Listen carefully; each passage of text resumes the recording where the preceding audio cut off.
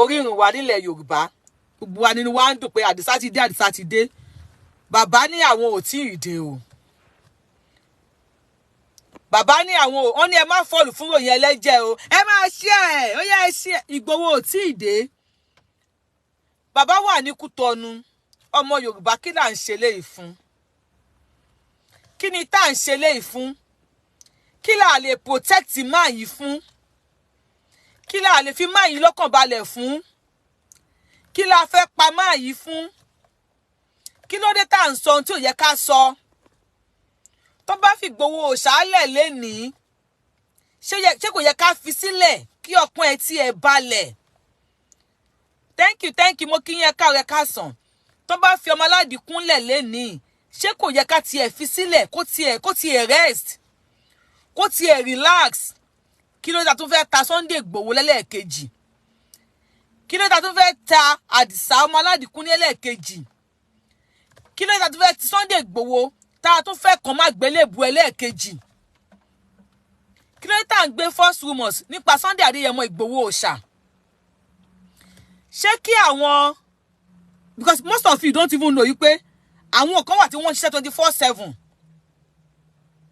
wípé kí Sunday Igboho má kúrò níbi tó wà yẹn less did you know wípé àwọn kan wà tó yẹ pé wọ́n wà lórí íńtánẹ́ẹ̀tì every here and then ń tá a fẹ́ sọ nípa Sunday Igboho no fẹ́ gbọ́ many of them will come online wọ́n ò sọ̀rọ̀ Sunday Igboho mọ́ ọ̀rọ̀ ta lọ́lọ́run lókù tí wọ́n ń sọ wọ́n ò sọ̀rọ̀ Sunday Igboho mọ́ ọ̀rọ̀ Mohbad lókù tí wọ́n ń sọ you always talk on trading kinní kan you know why whining ni wọ́n whine wa ni wọ́n fẹ́ ká sọ̀rọ̀ nípa ọmọ aládìkún ni dẹ̀ ní sọ̀rọ̀ nísìn tó lásìkò ọ̀rọ̀ ò tí ì tó when they come máa sọ̀rọ̀ Sunday Igboho mọ́ o wọ́n ti dẹ́wọ̀n wọ́n ti kó ba na lie ọmọ Yorùbá ẹ má fọ́ tẹ́ ẹ bá fọ́ ẹ ti fọ́ up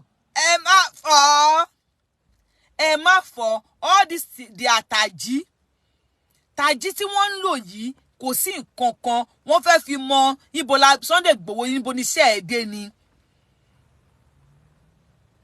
wọ́n fẹ́ thank you wọ́n fẹ́ fi mọ ibi tí iṣẹ́ Sunday Igboho dé ni all this tàjí tó ń lò wọ́n fẹ́ mọ̀ pé kí ló tún kù you don't even know pé àwọn kan wọn ò tiẹ̀ fẹ́ rí Sunday Igboho sójú àṣà Saheed Òṣùpá ni ó ní orí ló yẹ ọmọ ó yẹ bá mi pàtẹ́wọ́ rọgádìtì ló sọ thank you iṣẹ́ wọ PR organic ni ó ní wọ́n fine iṣẹ́ wọ PR organic ni ẹ wo ọwọ́ mi ẹ̀wẹ̀ yẹn ọwọ́ mi ṣàní cream tẹ́ máa lè show ẹ̀yìn ọwọ́ ẹ̀wẹ̀ yẹn ọwọ́ mi kò sí black kankan níbi kankan kò sí black kan blue kan kò sí kankan ẹ ti rẹ́yìn ọwọ́ mi bó ṣe rí.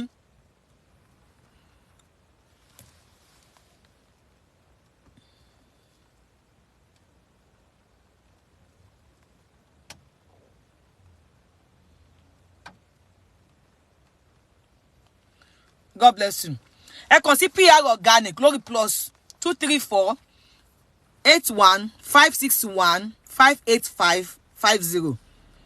PR organic àwọn ní bàbá àwọn nìkan ló lè bá yín ṣe ẹ rọwọ́ mi. Ẹ wò kò sí pé ibìkan blue ibìkan yellow ibìkan black.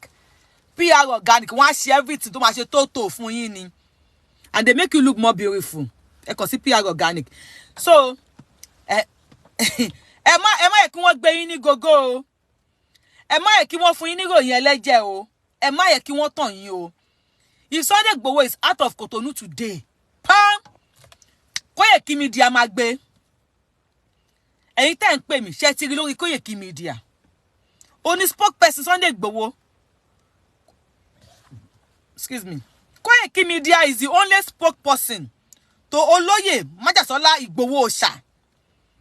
Koyeki Media is the only person tó jẹ́ spokesman fún Sunday Àdìsá ọmọ aládìkún Adéyẹmọ Òòṣà. Ṣé ẹ ti gbọ́ lẹ́nu Sunday ẹ ti gbọ́ lẹ́nu Koyeki wípé Olóyè Sunday Igboho ti kú Òǹkútọ́nu.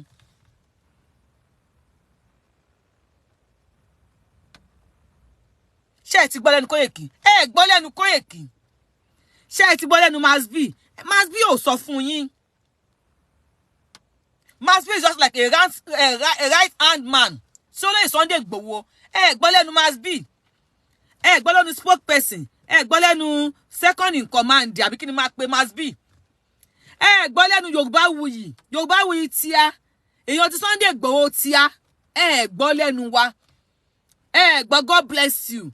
Now you are calling me jẹ́ kí n sùn Yorùbáwùyí congratulations congratulations á wá sí ìmúṣẹ ṣùgbọ́n ẹ bá wa bẹ̀ àwọn tí wọ́n ń gbé ìròyìn ẹlẹ́jẹ̀ ẹni kan má tún kan Sunday Igboho mọ́ àgbélébù for the second time ẹ láàbẹ̀bẹ̀ ní àjà ẹ jọ̀ọ́ Yorùbá nation we are not fighting ni àjà a kàn ń bẹ̀bẹ̀ ni we are begging ẹ má tún kan ọmọ aládìkún ẹ má tún kan ọmọ àgbélébù ẹlẹ́ẹ̀kejì ẹ má tún kàn ẹ ṣàánú wa tẹ́ ẹ bá ti ẹ̀ wo ti Yorùbáwùyí ẹ ṣe wo ti ya Sunday Igboho tó fi ẹ̀mí ẹ̀ lélẹ̀ tó sọ fún ọmọ ẹ̀ wípé òun á lọ bí Ọlọ́run sáwọn pípù yìí tó fi ayé lẹ̀ tó gbé ẹ̀mí ẹ̀ lélẹ̀ gẹ́gẹ́ bí abiyamọ àtàtà láti lọ wá freedom fún ọmọ ẹ̀ Igboho ṣáwà ní Kútọ́nù kò tí ì kú òun bẹ́ẹ̀ ẹ má jẹ́ kí wọ́n rò wípé àwọn kan fẹ́ wá bọ́ọ̀dù Sunday Igboho kúrò ní Kútọ́nù ẹ má fi nǹkan kún nǹkan fún wa ẹjọ́ à ń bẹ̀ yín ní àṣàkọ èmi ò ṣàkọ èmi ń bẹ̀bẹ̀ ni I am begging you ẹ má jẹ́ kó rò bóyá fẹ́ fi ọ̀nà kan tàbí ọ̀nà ẹ̀rú kan tàbí ọ̀nà kí ni máa ń pè ọ̀nà awúrúju kan jí olóyè Sunday Igboho kúrò ní Kútọ́nù Àdìsá ti free ó rìn ó ṣe gbogbo ẹ̀ ṣùgbọ́n kò kúrò ní Kútọ́nù ni ọmọ aládìkún wà ẹjọ́ ẹ ṣàánú wa à ń bẹ̀bẹ̀ ní àṣàkọ èmi ń bẹ̀bẹ̀ ní ṣe mọ̀ pé tí àlè ìyá ẹni bá ju bàbá ẹni lọ bàbá là máa ń pè ẹ bá mi hashtag àwọn tó sọ pé Sunday Igboho ti kúrò ní kinní ẹni mò ń bẹ̀bẹ̀ ní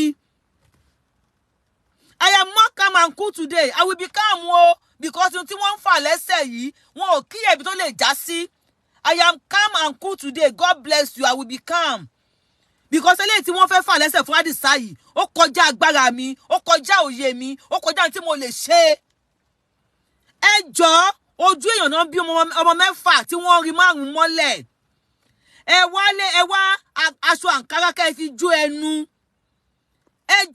yín ẹ jọ̀ọ́ ẹ ṣàánú wa ẹ ṣàánú ìyàwó Sunday Igboho òòṣà ẹ ṣàánú àwọn ọmọ Sunday Igboho òòṣà ẹ bá wa ṣàánú ìyá tó fi ayé lẹ̀ fún ọmọ ẹ̀ ẹ jọ̀ọ́ ẹ ṣàánú wa à ń bẹ̀bẹ̀ ni I am calm today I will be calm because kéèsì eléyìí ó kọjá òye mi I don't know why people are saying this I don't know why they are giving false rumors I don't know ṣé kò máa ṣe ẹ rántí pé ẹjọ́ ìjọba méjì lélẹ̀ ìjọba Benin Republic wà ń bẹ̀ ìjọba Nàìjíríà wà ń bẹ̀ ṣé kò wọ́n sọ pé bí Sunday Igboho bí wọ́n fẹ́ ṣe kíní kan break bí wọ́n fẹ́ lọ jí gbé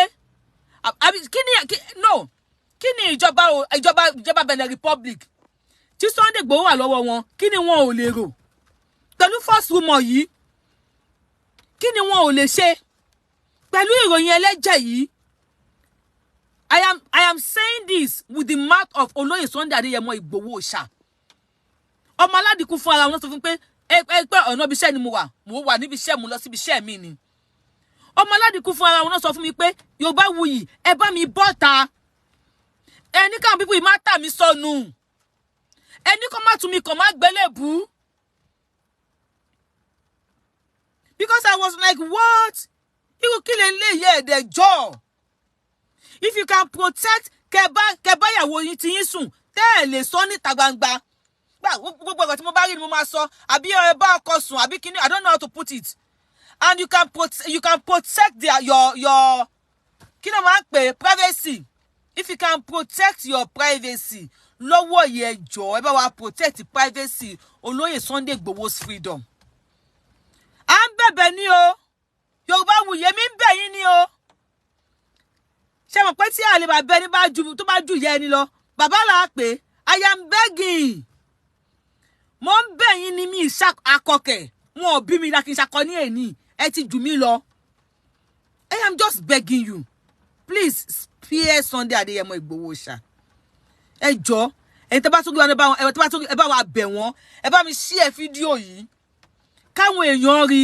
káwọn authority rí wípé a fẹ́ jí olóyè Sunday Igboho gbé o pọ́dẹ̀ pé plan work yín náà nítorí kò sí tí ò lè ṣẹlẹ̀ ẹ bá wa sọ fún wọn pé Sunday Igboho ò mọ̀ ń pa ẹ̀ Yorùbáwùyí mi ò mọ̀ ń pa ẹ̀ Koiki Media ò mọ̀ ń pa ẹ̀ Masbi kò mọ̀ ń pa ẹ̀ ẹ bá mi sọ fún wọn pé bàbá Èkìtì ò mọ̀ nípa ẹ̀ Ọmọlúkà ò sínú nǹkan kò sínú géèmù yìí o ẹ ṣé ẹ bá mi bẹ̀ wọ́n ẹ bá mi wá dárúkọ Ọmọlúkà ò sínú géèmù yìí o Yorùbáwùyí ò sínú géèmù yìí Dr. Sabi ò mọ̀ nípa ẹ̀ Koiki Media ò mọ̀ nípa ẹ̀ Ológunlolúwa ò mọ̀ nípa ẹ̀ àṣà àti ìṣe ilẹ̀ Yorùbá ò mọ̀ nípa ẹ̀ ẹ bá wa bẹ̀ wọ́n wípé àmọ́ ń pa ẹ̀ àmọ́ ń pa force freedom tí wọ́n fẹ́ ṣe ìyẹn láàmọ́ ń pa ẹ̀ o we don't know about it bí wọ́n ti gbọ́ rúmọ̀ yẹn àmọ́ ń pa ẹ̀ kàn jọ ẹ jọ à ń bẹ̀bẹ̀ ni ẹ má da omi sí iná tá à ń dá Ọlọ́run la fi bẹ̀ yín Ọlọ́run la fi bẹ̀ yín ẹ má ẹ̀kan declare tí ò ṣe declare èmi ò kàwé òòṣà ò mọ̀ ń pa ẹ̀ wọ́n ní Igboho òòṣà ò mọ̀ ń pa ẹ̀ ẹnìkan sọ pé èmi náà ò mọ̀ ń pa ẹ̀ o even Yorùbá original Yorùbá nation generally we don't know about it we don't know about Sunday Igboho ẹ bá mi share fídíò yìí okay Mr. Abdulrahman wọ́n ní concerned Muslims don't know about it God bless you Mr. Abdulrahman wọ́n láwọn Muslim táwọn wà concerned nípa olóyè Sunday Adéyẹmọ Igboho òòṣà wọ́n láwọn náà mọ̀ ń pa ẹ̀ God bless you Abdulrahman mi orúkọ yín dáadáa God bless you sir concerned Christian àwọn Christian tí wọ́n wà concerned gan nípa olóyè Sunday Igboho tí wọ́n nífẹ̀ẹ́ wọn ò mọ̀ ń pa ẹ̀ concerned oníṣẹ̀ṣe even àwọn tí wọn ò ṣe nǹkan kan tí wọ́n nífẹ̀ẹ́ olóyè Sunday Igboho wọ́n láwọn ò mọ̀ ń pa ẹ̀ why the false rumor why the fake rumor why are you doing this kí ló dé bẹ́ẹ̀ ta Igboho òòṣà kí ló dé bẹ́ẹ̀ ta sọnù kí ló ṣe fún yín ẹ̀ṣẹ̀ wo ló ṣẹ̀ ṣé rò bóyá bóyá sọ pé wọ́n fi make owó ni wọ́n fi kíní kan they come online to make money you think I have time Yorùbáwùyí ẹ bí wọ́n pariwo freedom for my people free Sunday Igboho you think I have the time ṣé rò bóyá àyè yẹn náà ló yọ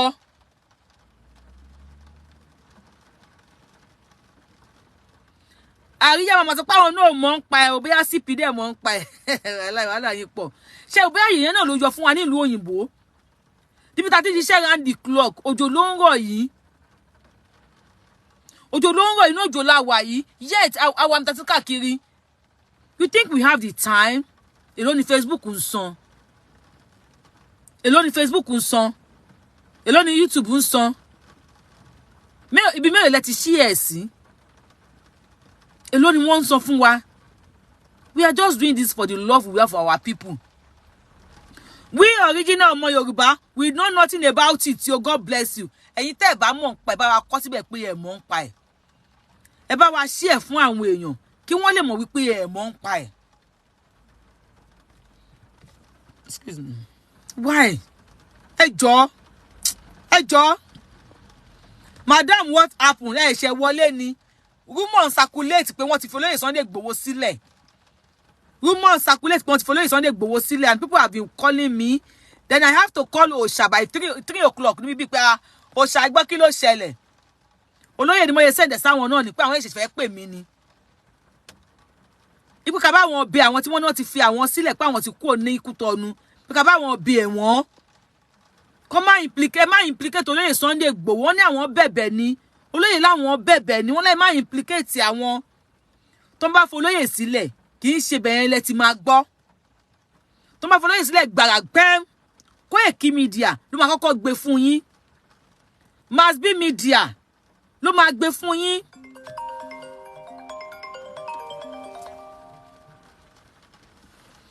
Masbi Media, Omoluka Media, Yorubawuyi Media. Tatu ni mo tún fẹ́ sọ. Àwọn freedom fighter media, àwọn akọ́kọ́ gbé fún yín pé wọ́n ti fún Olóyè Sunday Igboho sílẹ̀. Why ten ṣe báyìí? Ṣọ́ran yín wá ni. Ó yẹ pẹ̀lẹ́, ó yẹ jọ̀ọ́. Ó yá ń bẹ̀ yín, ó yẹ má bínú. Ẹ jọ̀ọ́. We are begging you. Ẹ bá tún implicate Olóyè Sunday Igboho. Abẹ́ fẹ́ kó kúrò lọ́hùn ni. Ṣé wọ́n rán yín iṣẹ́ ni? Tó bá rán yín iṣẹ́, ó yẹ jọ̀ọ́. Ó yá ń bẹ̀ yín, ó yẹ pẹ̀lẹ́, ó yẹ má bínú. Tó bá rán yín wá náà, ó yẹ jọ̀ọ́. Ó yẹ pẹ̀lẹ́, ó yẹ má bínú, ó yẹ ṣàánú wa. Ẹ má bínú sí wa. À ń bẹ̀ yín ni. Dr. Sabina láwọn ò mọ̀ ń pa ẹ̀. Àṣà àti ìṣe láwọn náà ò mọ̀ ń pa ẹ̀. Wọ́n láwọn original ọmọ ọkọ Yorùbá tọkàntọkàn. Wọ́n láàmọ̀ nípa ẹ̀. We know nothing about it. We don't. Ẹ má implicate Olóyè, ẹ jọ̀ọ́. Ẹ má implicate ẹ̀. Ẹ jọ̀ọ́. Ṣé kó dá wọn padà síbi tó ń sọ ẹ jọ̀ọ́ náà? Ẹ jọ̀ọ́.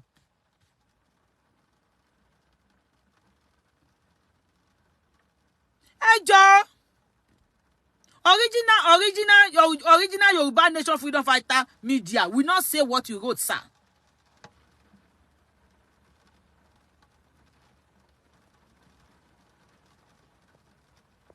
God bless you, Jare. Mr. Asisi, God, original Yoruba Nation Media will not say that. Olóyè wà ní Kútọ̀nù. Mo yẹn bá yín sọ̀rọ̀ yìí. Olóyè is in Kútọ̀nù, is in Benin Republic. Bye. Kò sí kú ńbẹ̀. Kí ló dé? Ṣé wọ́n rán yín wá ni? Ẹ jọ̀ọ́, ẹ bá wa share fídíò yìí. Ẹ bá wa sọ fáwọn èèyàn kó go viral pé Olóyè Sunday Igboho. Àjọ ń ṣètò níjà rẹ̀ káàbọ̀. Wọ́n wà ní Kútọ̀nù o. Wọ́n ti fi wọ́n lẹ̀. A fẹ́ ṣe house break àbí kíní kan break. A fẹ́ break anywhere. We are not planning to take Olóyè Sunday Igboho out by force, yo. No, queen of mom, wọ́n ní mo ṣe wọn kan wọ́n ti fọ Olóyè Sunday Igboho sílẹ̀. Olóyè dé wà ńbẹ̀. Wọ́n fẹ́ mọ̀ di aba ọmọ Yorùbá pẹ̀lú làákàyè. Wọ́n ní wọ́n fẹ́ mọ̀ di abájọ ni. Wọ́n fẹ́ mọ̀ di abájọ ni. Wọ́n fẹ́ mọ̀ di abájọ ni. Àìmọ̀ di abájọ ló ń fọ́ wọn lórí, ló ń tú wọn lórí. Wọ́n fẹ́, God bless you too. Wọ́n fẹ́ mọ̀ di abájọ ni. God bless you. Kúbúrà torí tó kẹ́ ẹ̀ mo rí comment. Ẹ jọ̀ọ́ mo fọlọ́run bá bẹ̀ yín, ẹ̀yin ìyá mi, ẹ̀yin bàbá mi, ẹ bá wa share fídíò yìí. Ẹ bá wa love ètò yẹn, like ẹ kó lè bá a rìn. Tẹ́ bá wà lórí YouTube, bá wa tẹ thumb up kó lè bá a rìn. For those that will say torí owó ni, tí n bá lò 1 hour lórí ìjókòó bíbí. Tí n bá lò 1 hour lórí ìjókòó bíbí. Mi sure pé Facebook máa san ètí máa gbà. Tí n bá lò 1 hour níbi iṣẹ́ mi. But I love Olóyè Májàsọ́lá. Àbẹ́yìn mọ̀ pé mo nífẹ̀ẹ́ Ìgbòho ni. Ẹ mọ̀ pé mo nífẹ̀ẹ́ Ìgbòho. Mo nífẹ̀ẹ́ Ìgbòho òòṣà. Mo nífẹ̀ẹ́ ọmọ aládìkún. Mo nífẹ̀ẹ́ gbogbo ìran mi. Mo nífẹ̀ẹ́ ọmọ Yorùbá. That is why I'm coming out. That's why I sọ fún yín pé mo ń pẹ́ o. Ẹ jọ̀ọ́ ẹ ṣá. Ẹnìkan ní you are cool and calm today. Mi ní cool. Bí a lè mọ implication news yẹn. Bóyá òun lè mọ implication ọ̀rọ̀ tí wọ́n gbé jáde yẹn, bóyá lè mọ implication ẹ̀, bóyá lè mọ tó lè fà. Tí ọ̀rọ̀ bá ti tó bá ti dojú ẹ̀ dání, ìwọ kíní kan gẹ́gẹ́gẹ́gẹ́ kò tí ì dojú ẹ̀ ni. Ṣé lórí ọ̀rọ̀ Olóyè Sunday Igboho ṣàyí, tán bá ní kí n kúnlẹ̀ fáwọn. Tí wọ́n bá ní kí n kúnlẹ̀ fún àwọn lórí ọ̀rọ̀ Olóyè Sunday Igboho ṣàyí, ajé ògùn gbọ́ máa kúnlẹ̀. Máa kúnlẹ̀. Tó bá ní Yorùbáwùyí torí rúmọ̀ ẹlẹ́jẹ̀ yìí o, kúnlẹ̀ fún wa, ajé gbọ́ máa kúnlẹ̀. Kódà mo tí mo ti bí sẹ́ẹ̀tì ẹnu lórí ọ̀rọ̀ tó wà nílẹ̀ yìí, tó bá ní kí n kúnlẹ̀, Yakubu ìfẹ́ gbòòrò ìṣà, God bless you. Tó bá ní kúnlẹ̀ fún lórí ọ̀rọ̀ yìí, máa kúnlẹ̀. a máa kúnlẹ̀ fún yín, a máa bẹ̀ yín. Ẹ jọ̀ọ́, ẹ jọ̀ọ́, ẹ jọ̀ọ́. Ṣakọ́ wọn ò tí fi Ìgbòho Òòṣà sílẹ̀. Àdúrà lẹ gbà, Ọlọ́run jẹ́ Ọlọ́run bá wa mú sí àmúṣẹ. Ọlọ́run jẹ́ kó ṣe bẹ́ẹ̀. Àdúrà lẹ gbà, Ọlọ́run jẹ́ kó fi Ìgbòho lẹ̀ láyọ̀ àtàlàáfíà. Ọlọ́run ọba tó gbé Ìgbòho pamọ́, tó gbé ọmọ Aládìkún pamọ́, tó gbé Òòṣà pamọ́.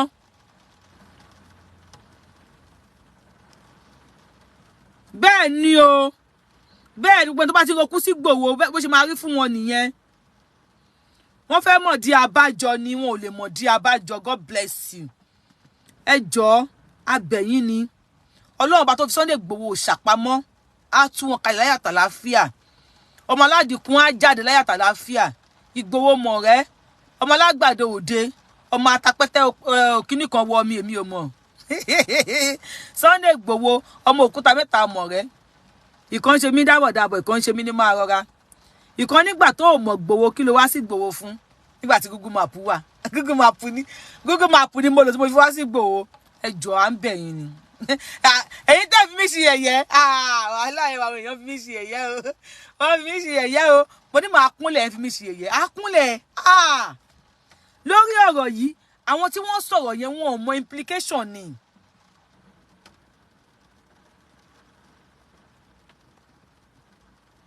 Àmì Prince, àmì. Wọn ò mọ implication kan tí wọ́n ṣe yẹn ni. Wọn ò mọ ohun tó lè dà ni. Tó bá mọ Elédùmarè á tó lè Sunday Ìgbòho sílẹ̀, God bless you. Tó bá mọ ohun tó lè dà ni wọn ò ní ṣe. Ìlú la fẹ́ gbà lórí íńtánẹ́ẹ̀tì.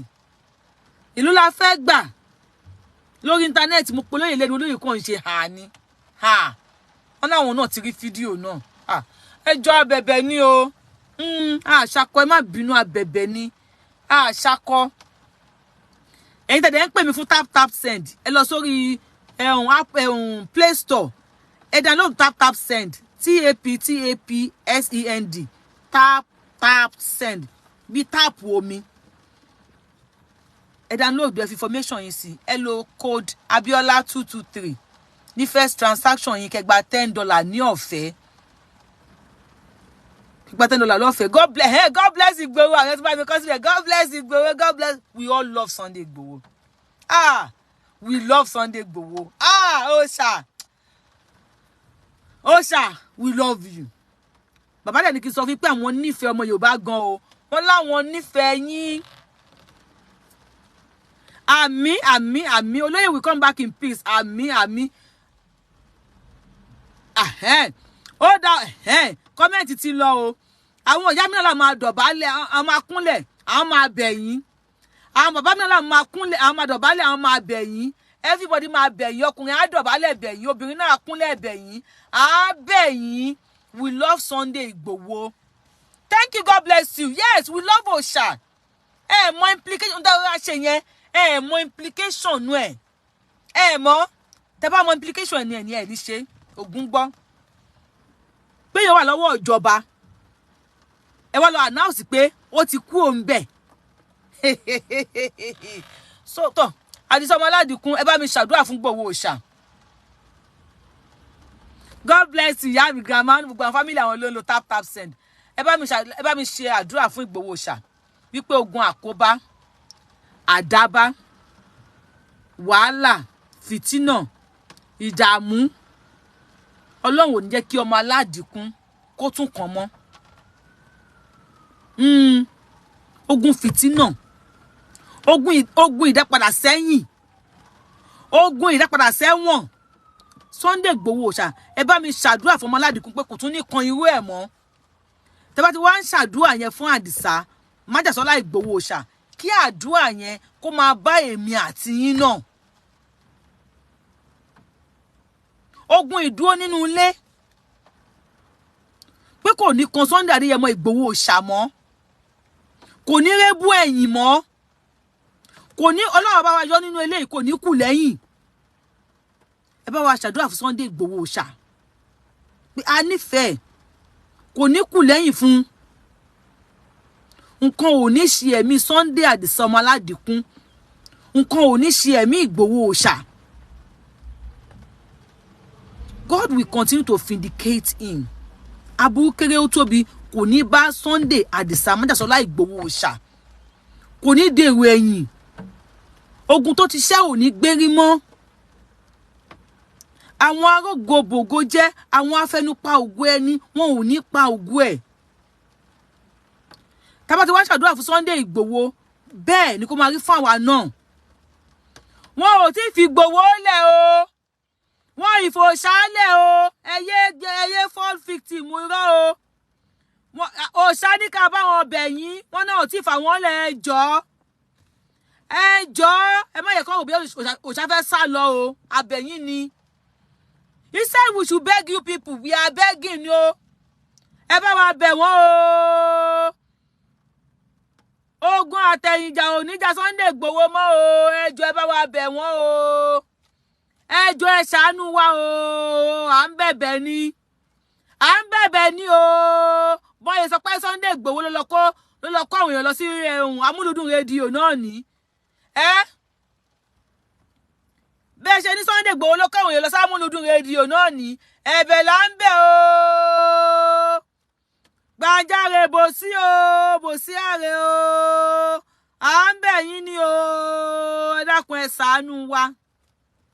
Ẹ dákun ẹ ṣàánú wa o. Ẹ̀bẹ̀ là ń bẹ̀. Ẹ má dá Sunday Ìgbòho padà sínú ilé o.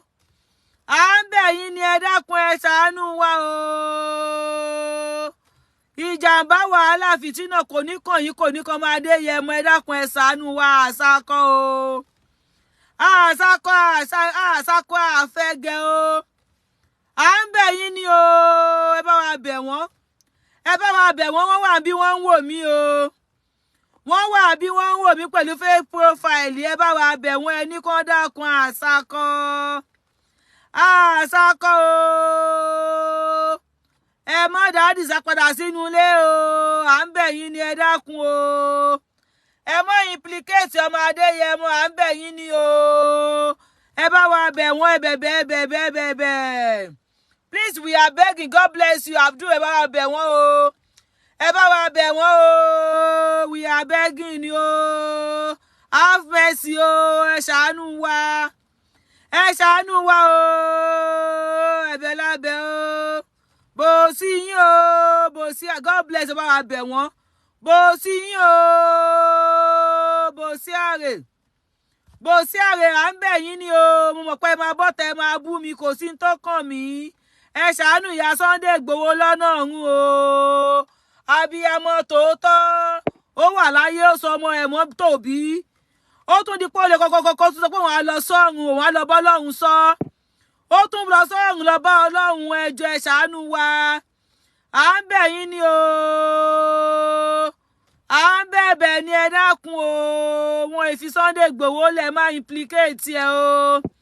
Please don't implicate Sunday Ìgbòho o. Ẹ̀bẹ̀ lábẹ̀ yín ẹ̀ ní dààmú. Ọlọ́run ní daṣẹ́ yín, kò ní dọ̀nà yín nù o. Ẹ má daṣẹ́ táwọn èèyàn ń ṣe nù o. Ẹ má da ọ̀nà Sunday Ìgbòho rú. À ń bẹ̀ yín ni o. Bòsí o. Bòsí o. Bòsí àrè. Bòsí àrè yín o. Ẹ̀bẹ̀ lábẹ̀ yín. Ẹ jọ̀wọ́ o. Ẹ ṣàánú wa. Ẹ má daṣẹ́ wa rú o. Ẹ má dá táwọn àgbàlagbà ń tòrú o. A ti gbàwẹ̀, a ti ṣe gbogbo ẹ̀, a ti ṣàdúrà arúbọ, a ṣe ètùtù abẹ, a ṣe tó yẹ ká ṣe ní kọ́nà.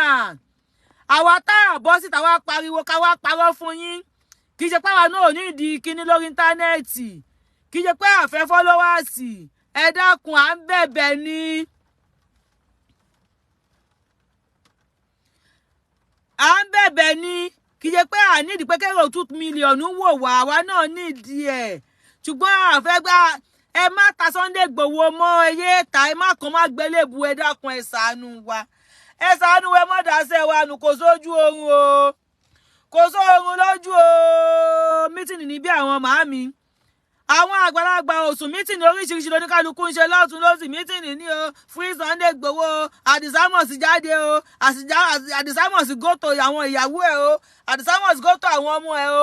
Pẹ́kẹ́. Olófòófó yẹra. A fẹ́ sọ̀rọ̀ awo. Olófòófó yẹra. a fẹ́ sọ̀rọ̀ awo. Ẹ pé olófòófó yẹra, à ń sọ̀rọ̀ awo.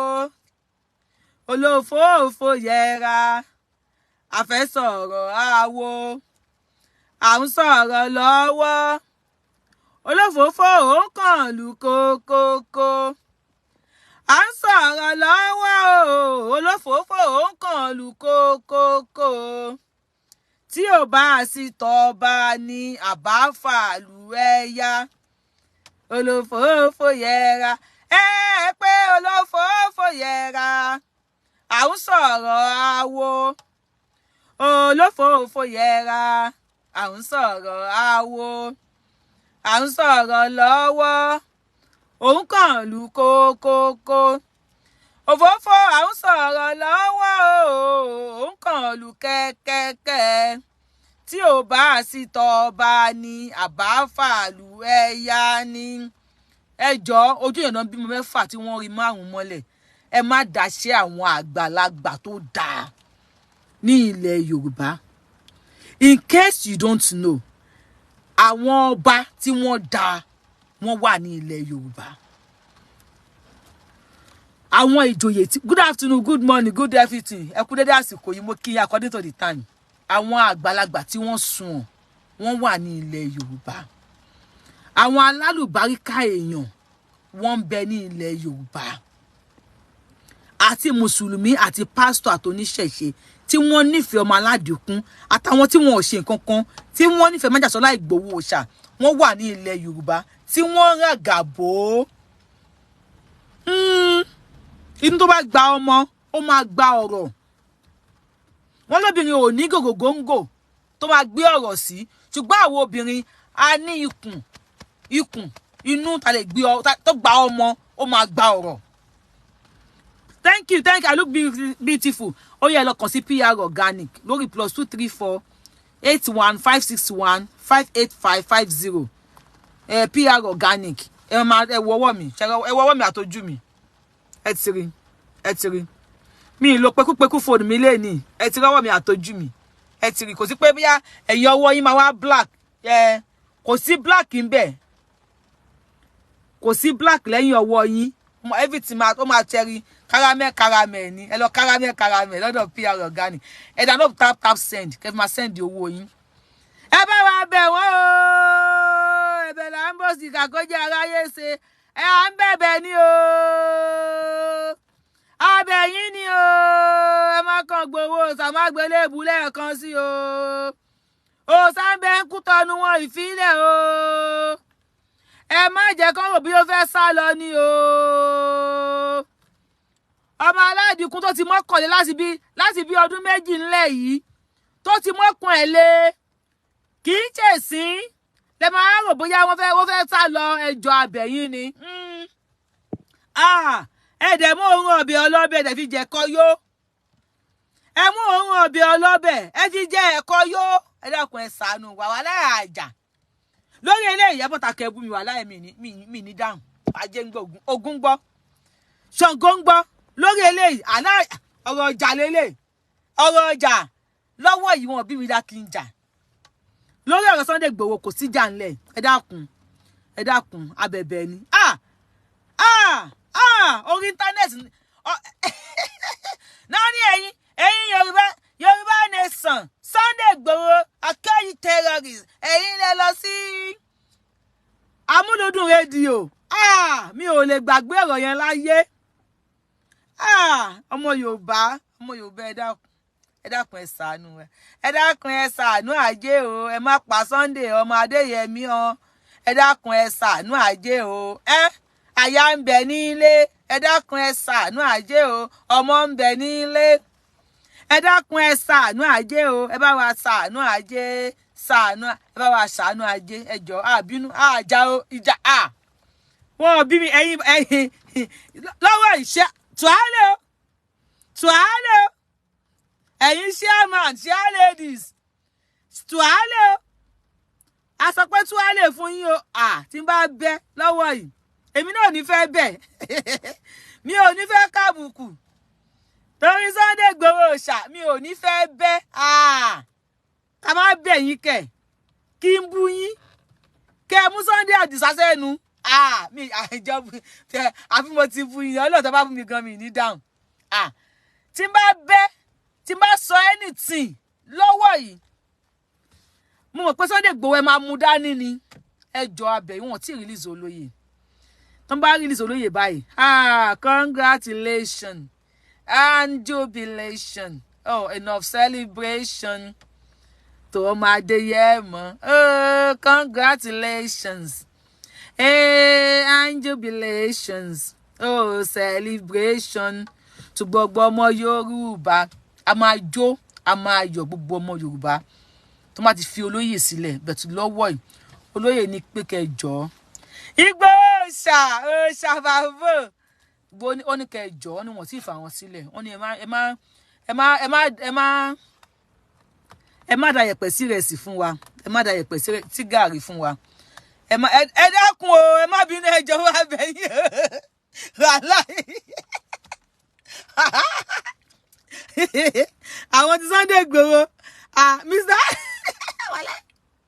àwọn tí Sunday Igboho lórí gbogbo platforms mo ti ń ṣe show ogun wọn bẹ̀bẹ̀ ni ó ní ẹjọ́ ẹ má bínú abẹ̀yìn ni o ẹ dákun ẹ má bínú abẹ̀yìn ni o abẹ̀yìn ni à ń bẹ̀bẹ̀ ni ẹ dákun ẹ má bínú Ọlọ́run ẹ má wàláì ogun gbọ́ ogun lákàyè ọ̀ṣìmọ̀lẹ̀ ń gbọ́ wàláì mo bẹ̀bẹ̀ ni àbí kí lẹ fẹ́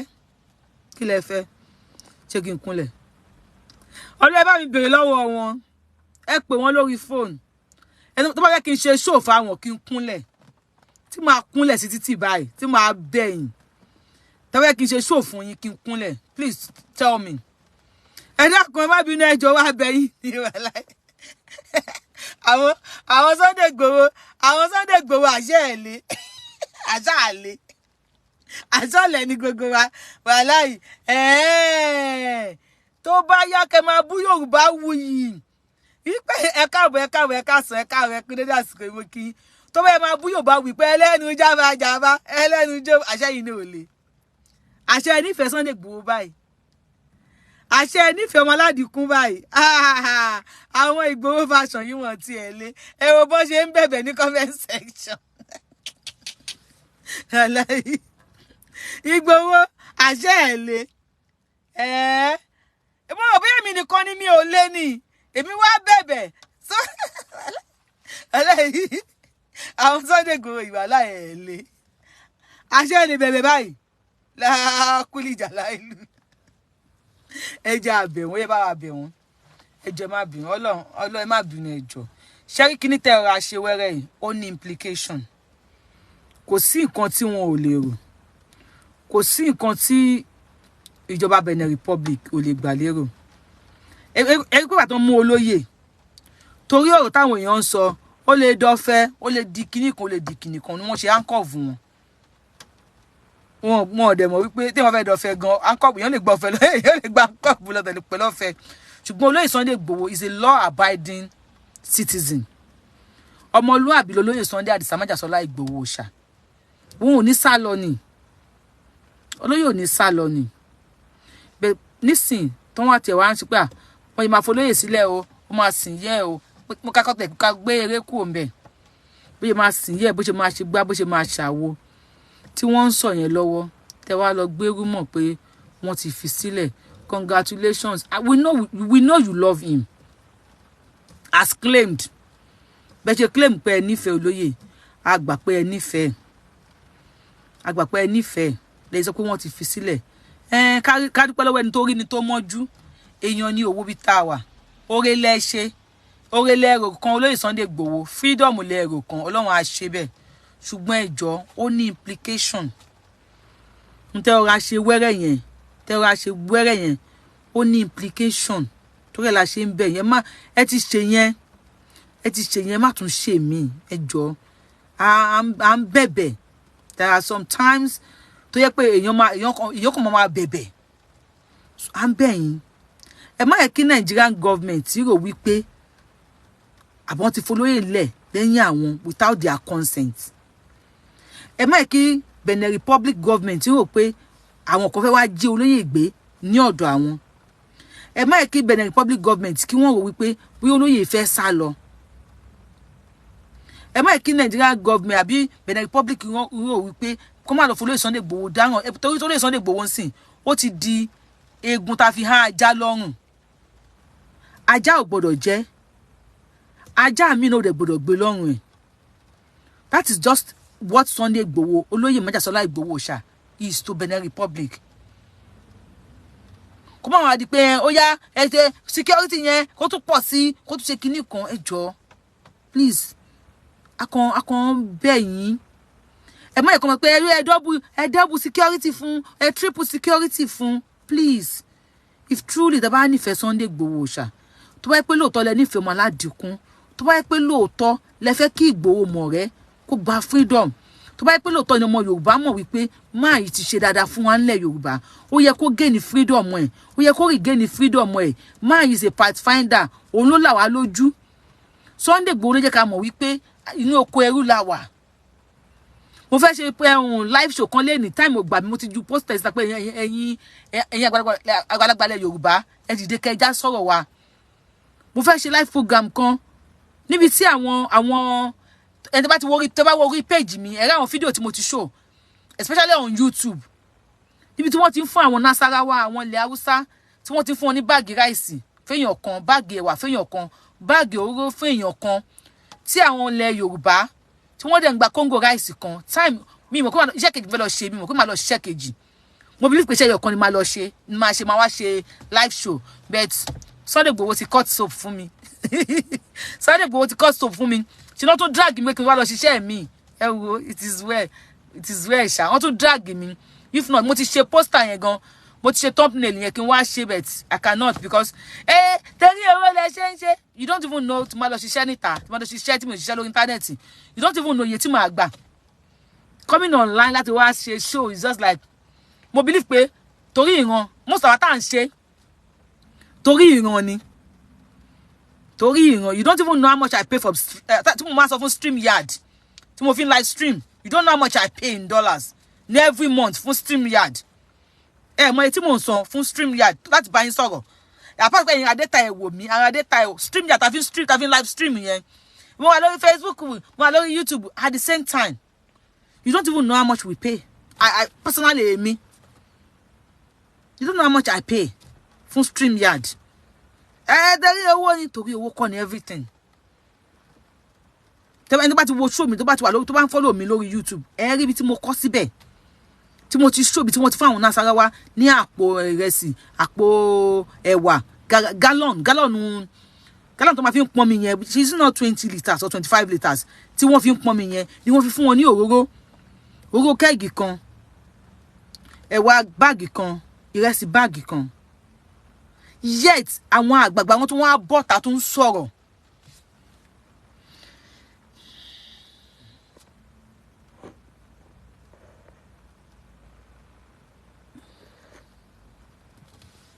mo ti rí dìdìrín kan ó ní social media don't make you beautiful so kíní kan mi fẹ́ porúkọ ẹ̀ because ara ẹni tẹ́ máa wá followers wá sórí page mi lọ́wọ́ àwọn gbàtí mo ṣe dórí social media lọ́wọ́ àwọn videos mi gbàtí mo ṣe dórí social media wàá mọ̀ pé mi ò fine mọ̀ mo ṣe dórí social media pé iṣẹ́ mi nìkan ni mo ń ṣe mi máa ṣe social media wàá mọ̀ pé mi ò fine mọ̀ number 1 nìyẹn number 2 lọ́wọ́ àwọn old pictures tí mo post when my black was shining èèyàn dúdú gan ni mi tó dúdú ọ̀họ̀ ni mi when my black was shining kí tó pé mo wá sí America tí ọ̀pọ̀ òtútù ó gbé dúdú mi kúrò ọ̀pọ̀ oòrùn ó gbé dúdú mi kúrò ọ̀pọ̀ wàhálà iṣẹ́ stress iṣẹ́ tí mo ṣe ní sìn lágbà mi ìṣe lọ́mọdé mi owó tí mo dẹ̀ rí ń gbà yẹn ó jọ owó tí mo rí ń sìn lọ. So I am a very beautiful woman, very very proud, very beautiful woman. So you don't so you can so I say social media don't make you beautiful. You don't remember the social media to make me beautiful. But I thank God for my life. No, I know so not be fight now, but I know, but you don't supposed to put it social media don't make you beautiful. Social media if you talk that kind of thing, you know go know as I go feel. If you talk, say social media make me beautiful, you no go know as I dey feel. Because when I look at my past, I look when I was tiny. I am not fighting with you, my love. I am not fighting with you, but forget. So come on, go and sit down. Don't dive, don't dive. What pressure to me? You know, you don't compliment me, or sometimes you think you are complimenting somebody, but so, you don't even know what that person will think. You say social media don't make me beautiful. Go and search my video when I just come on social media. You're gonna say I find well safe. Well, so go and sit down. So, because most of you will show. Show because I am not at home now. Mo system live stream. Mi ò sí nílé báyìí.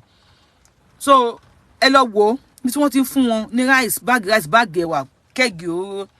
But out of today now, àwọn olórí wọ́n sì tún bọ́ta, wọ́n sì tún complain.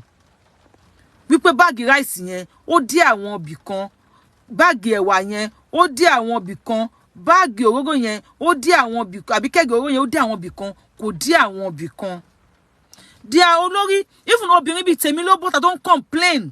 Lára àwọn house wọn, lára àwọn house ló bọ́ta don't complain. Please, Yoruba elders and leaders, ebi ń pa wá. I will not say ebi ń pa wọ́n. I am not in Nigeria, as you know.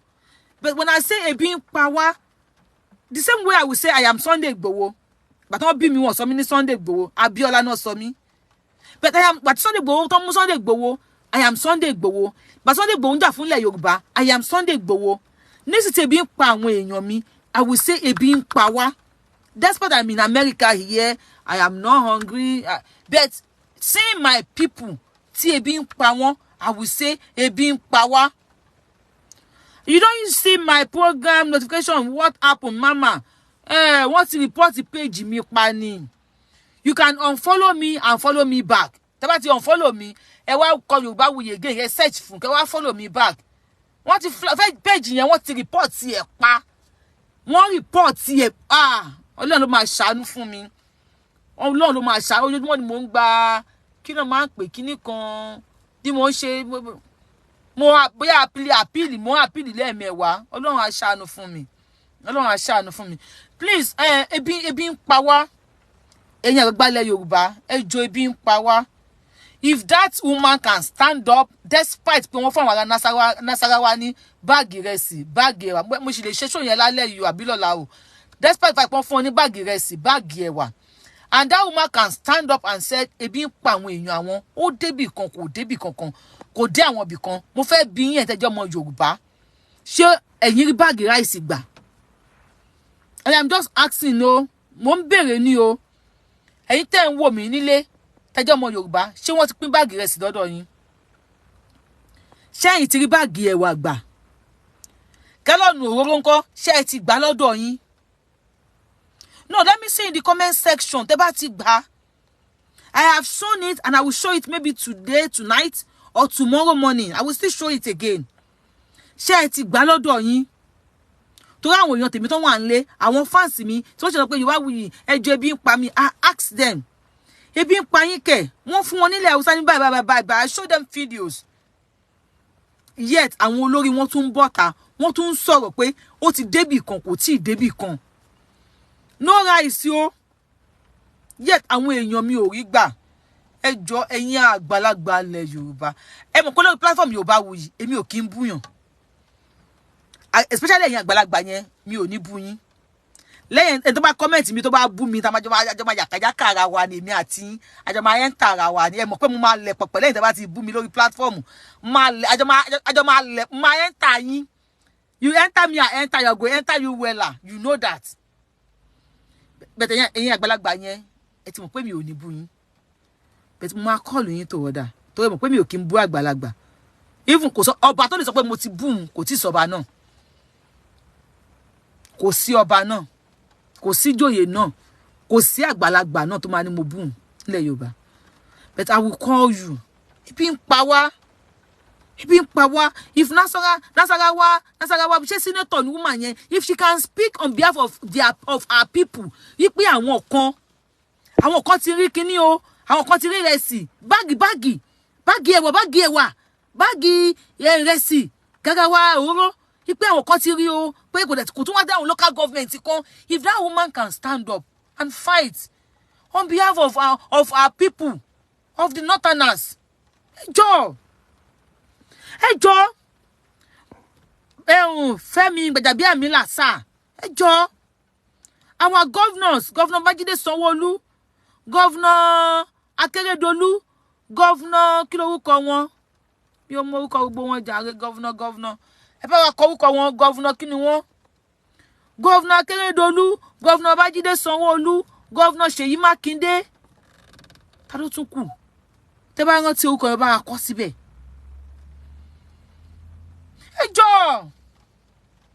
Yoruba people are suffering. Ṣàánú wa. Wọ́n ha palliative. Governor Ṣèyí Mákindé, God bless you. Wọ́n ha palliative fún gbogbo ilẹ̀ Nàìjíríà ló sọ pé bàbá ọmọ wa ni ẹjọ́ ṣe. Governor Adeleke, Mr. Jackson, God bless you. Ọmọ wa ni ẹjọ́ ṣe. Governor Dàpọ̀ Abíọ́dún, ẹ ṣé. Káyọ̀dé Fáyẹmí, Governor Káyọ̀dé Fáyẹmí, ẹjọ́.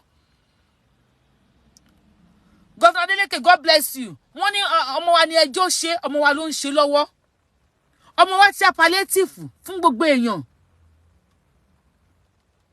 Governor Dàpọ̀ Abíọ́dún of Ogun State, Governor Adeleke, God bless you. Báwo ni àwọn northern tí wọ́n ṣe ń rí ẹjọ́? Ẹ̀yin governors wa, ẹjọ́. Ẹ̀yin àgbààgbà ilẹ̀ Yorùbá, ẹjọ́. Speak on our behalf, ẹ̀yin ọba. God bless you. Governor Sanwó-Olú, Governor Akérédolú, Governor Mákindé, Governor Adeleke, Governor Dàpọ̀ Abíọ́dún. Ẹ̀yin ọba, please speak on our behalf. Abdulrasaki ti Kwara State. And the Oga Patapata. God bless you. And Oga Patapata, Baba Jagaban. Ẹ bá mi hashtag àwọn people, hashtag Baba Jagaban náà. Oyetola, ẹ̀gbọ́n Tinubu brother, I don't know. Even Ṣèyí Tinubu, ọmọ bàbá Tinubu, please speak on our behalf nílẹ̀ Yorùbá. Ebi ń pa wá. Àkàlàmọ̀ gbé káàbọ̀, ebi mo kí gbé tó ń wò mí náà. Ebi ń pa wá, ebi ń pa wá nílẹ̀ Yorùbá. Ṣèyí Tinubu, please speak on our behalf. You are a youth as claimed. Please speak on our behalf nílẹ̀ Yorùbá. Speak on our behalf. Kí ló ṣẹlẹ̀? Ló ṣẹlẹ̀ tí àwọn ilẹ̀ Haúsá tí wọ́n ń gba oúnjẹ tí àwa ò gbà nílẹ̀ Yorùbá. Ṣèyí Tinubu, please speak on our behalf. MC Olúọmọ, you are very close to Baba Tinubu. Ẹ bá mi share video yìí. God bless. Remo Omokiri, ẹ bá wa kọ orúkọ wọn, àṣà ẹ káàbọ̀ mo kí yín. Oníràgbìjì Ọ̀fìràgbìjì, Ọba Ọ̀ní of Ife. Speak on our behalf. Ẹjọ́ à ń bẹ̀ yín ni. Please speak on our behalf. Ebi ń pa wá. Honorable Hussein, Honorable Amsat, please speak on our behalf. Ebi ń pa wá nílẹ̀ Yorùbá. Ebi ń pa wá. Báàgì ráìsì. Ó dàbẹ̀ ni pé kí àwọn délé ni. Kọ́ ní àwọn ti mú náà lọ kó wá yọjú, kó wá rí náà ní street kejì. You will not be happy. Àbí ṣé mò ń parọ́ ni? Tẹ́ bá wà ní tó bá mú náà lọ, tẹ́ bá bọ́ tàtẹ́ pé gbogbo ẹ̀ blackout, àwọn ti mú náà lọ o. Nǹkan tẹ́ máa sọ nìyẹn.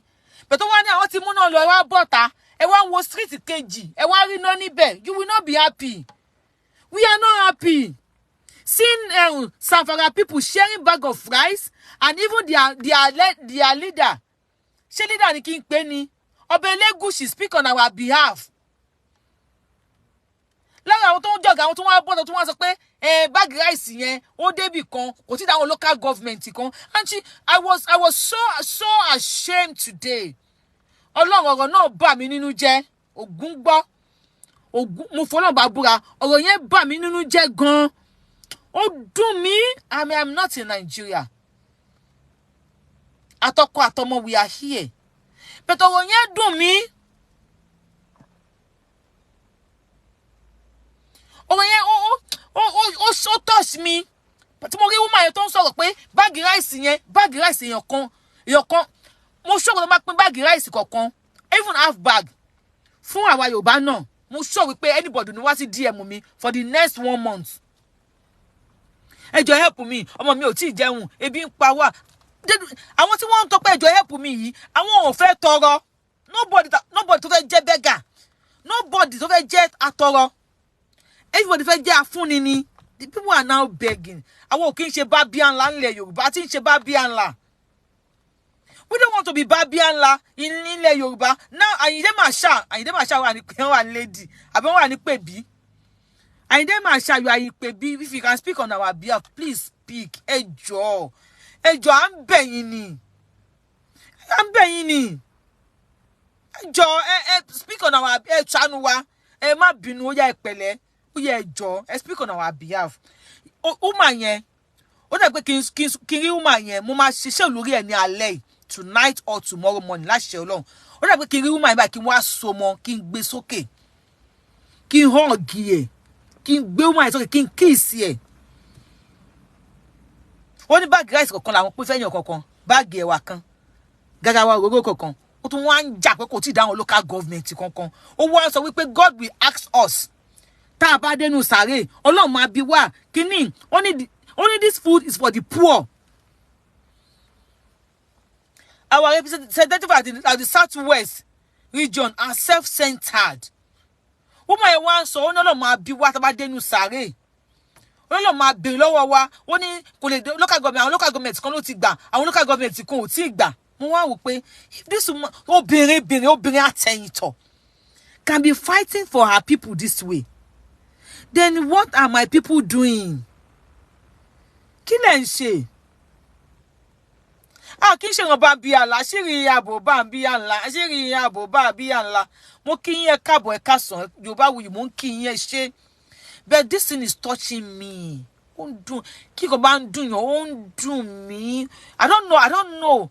Mi lè sọ pé rate bá ló ṣe ń dùn mí sí. Because some people will say after this show, gbẹ́nu ẹ sàn, kí ló kàn ẹ́? Ẹlẹ́nu jábàjábà. But I believe ó kàn mí. Because ìran mi ni ìran Yorùbá. Ìran Yorùbá ni ìran mi.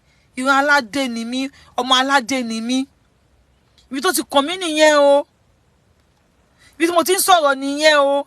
Ibi tí mo ti fẹ́ kí ebi má pa ìran mi nìyẹn o. Ẹ jọ̀ọ́, I am begging you.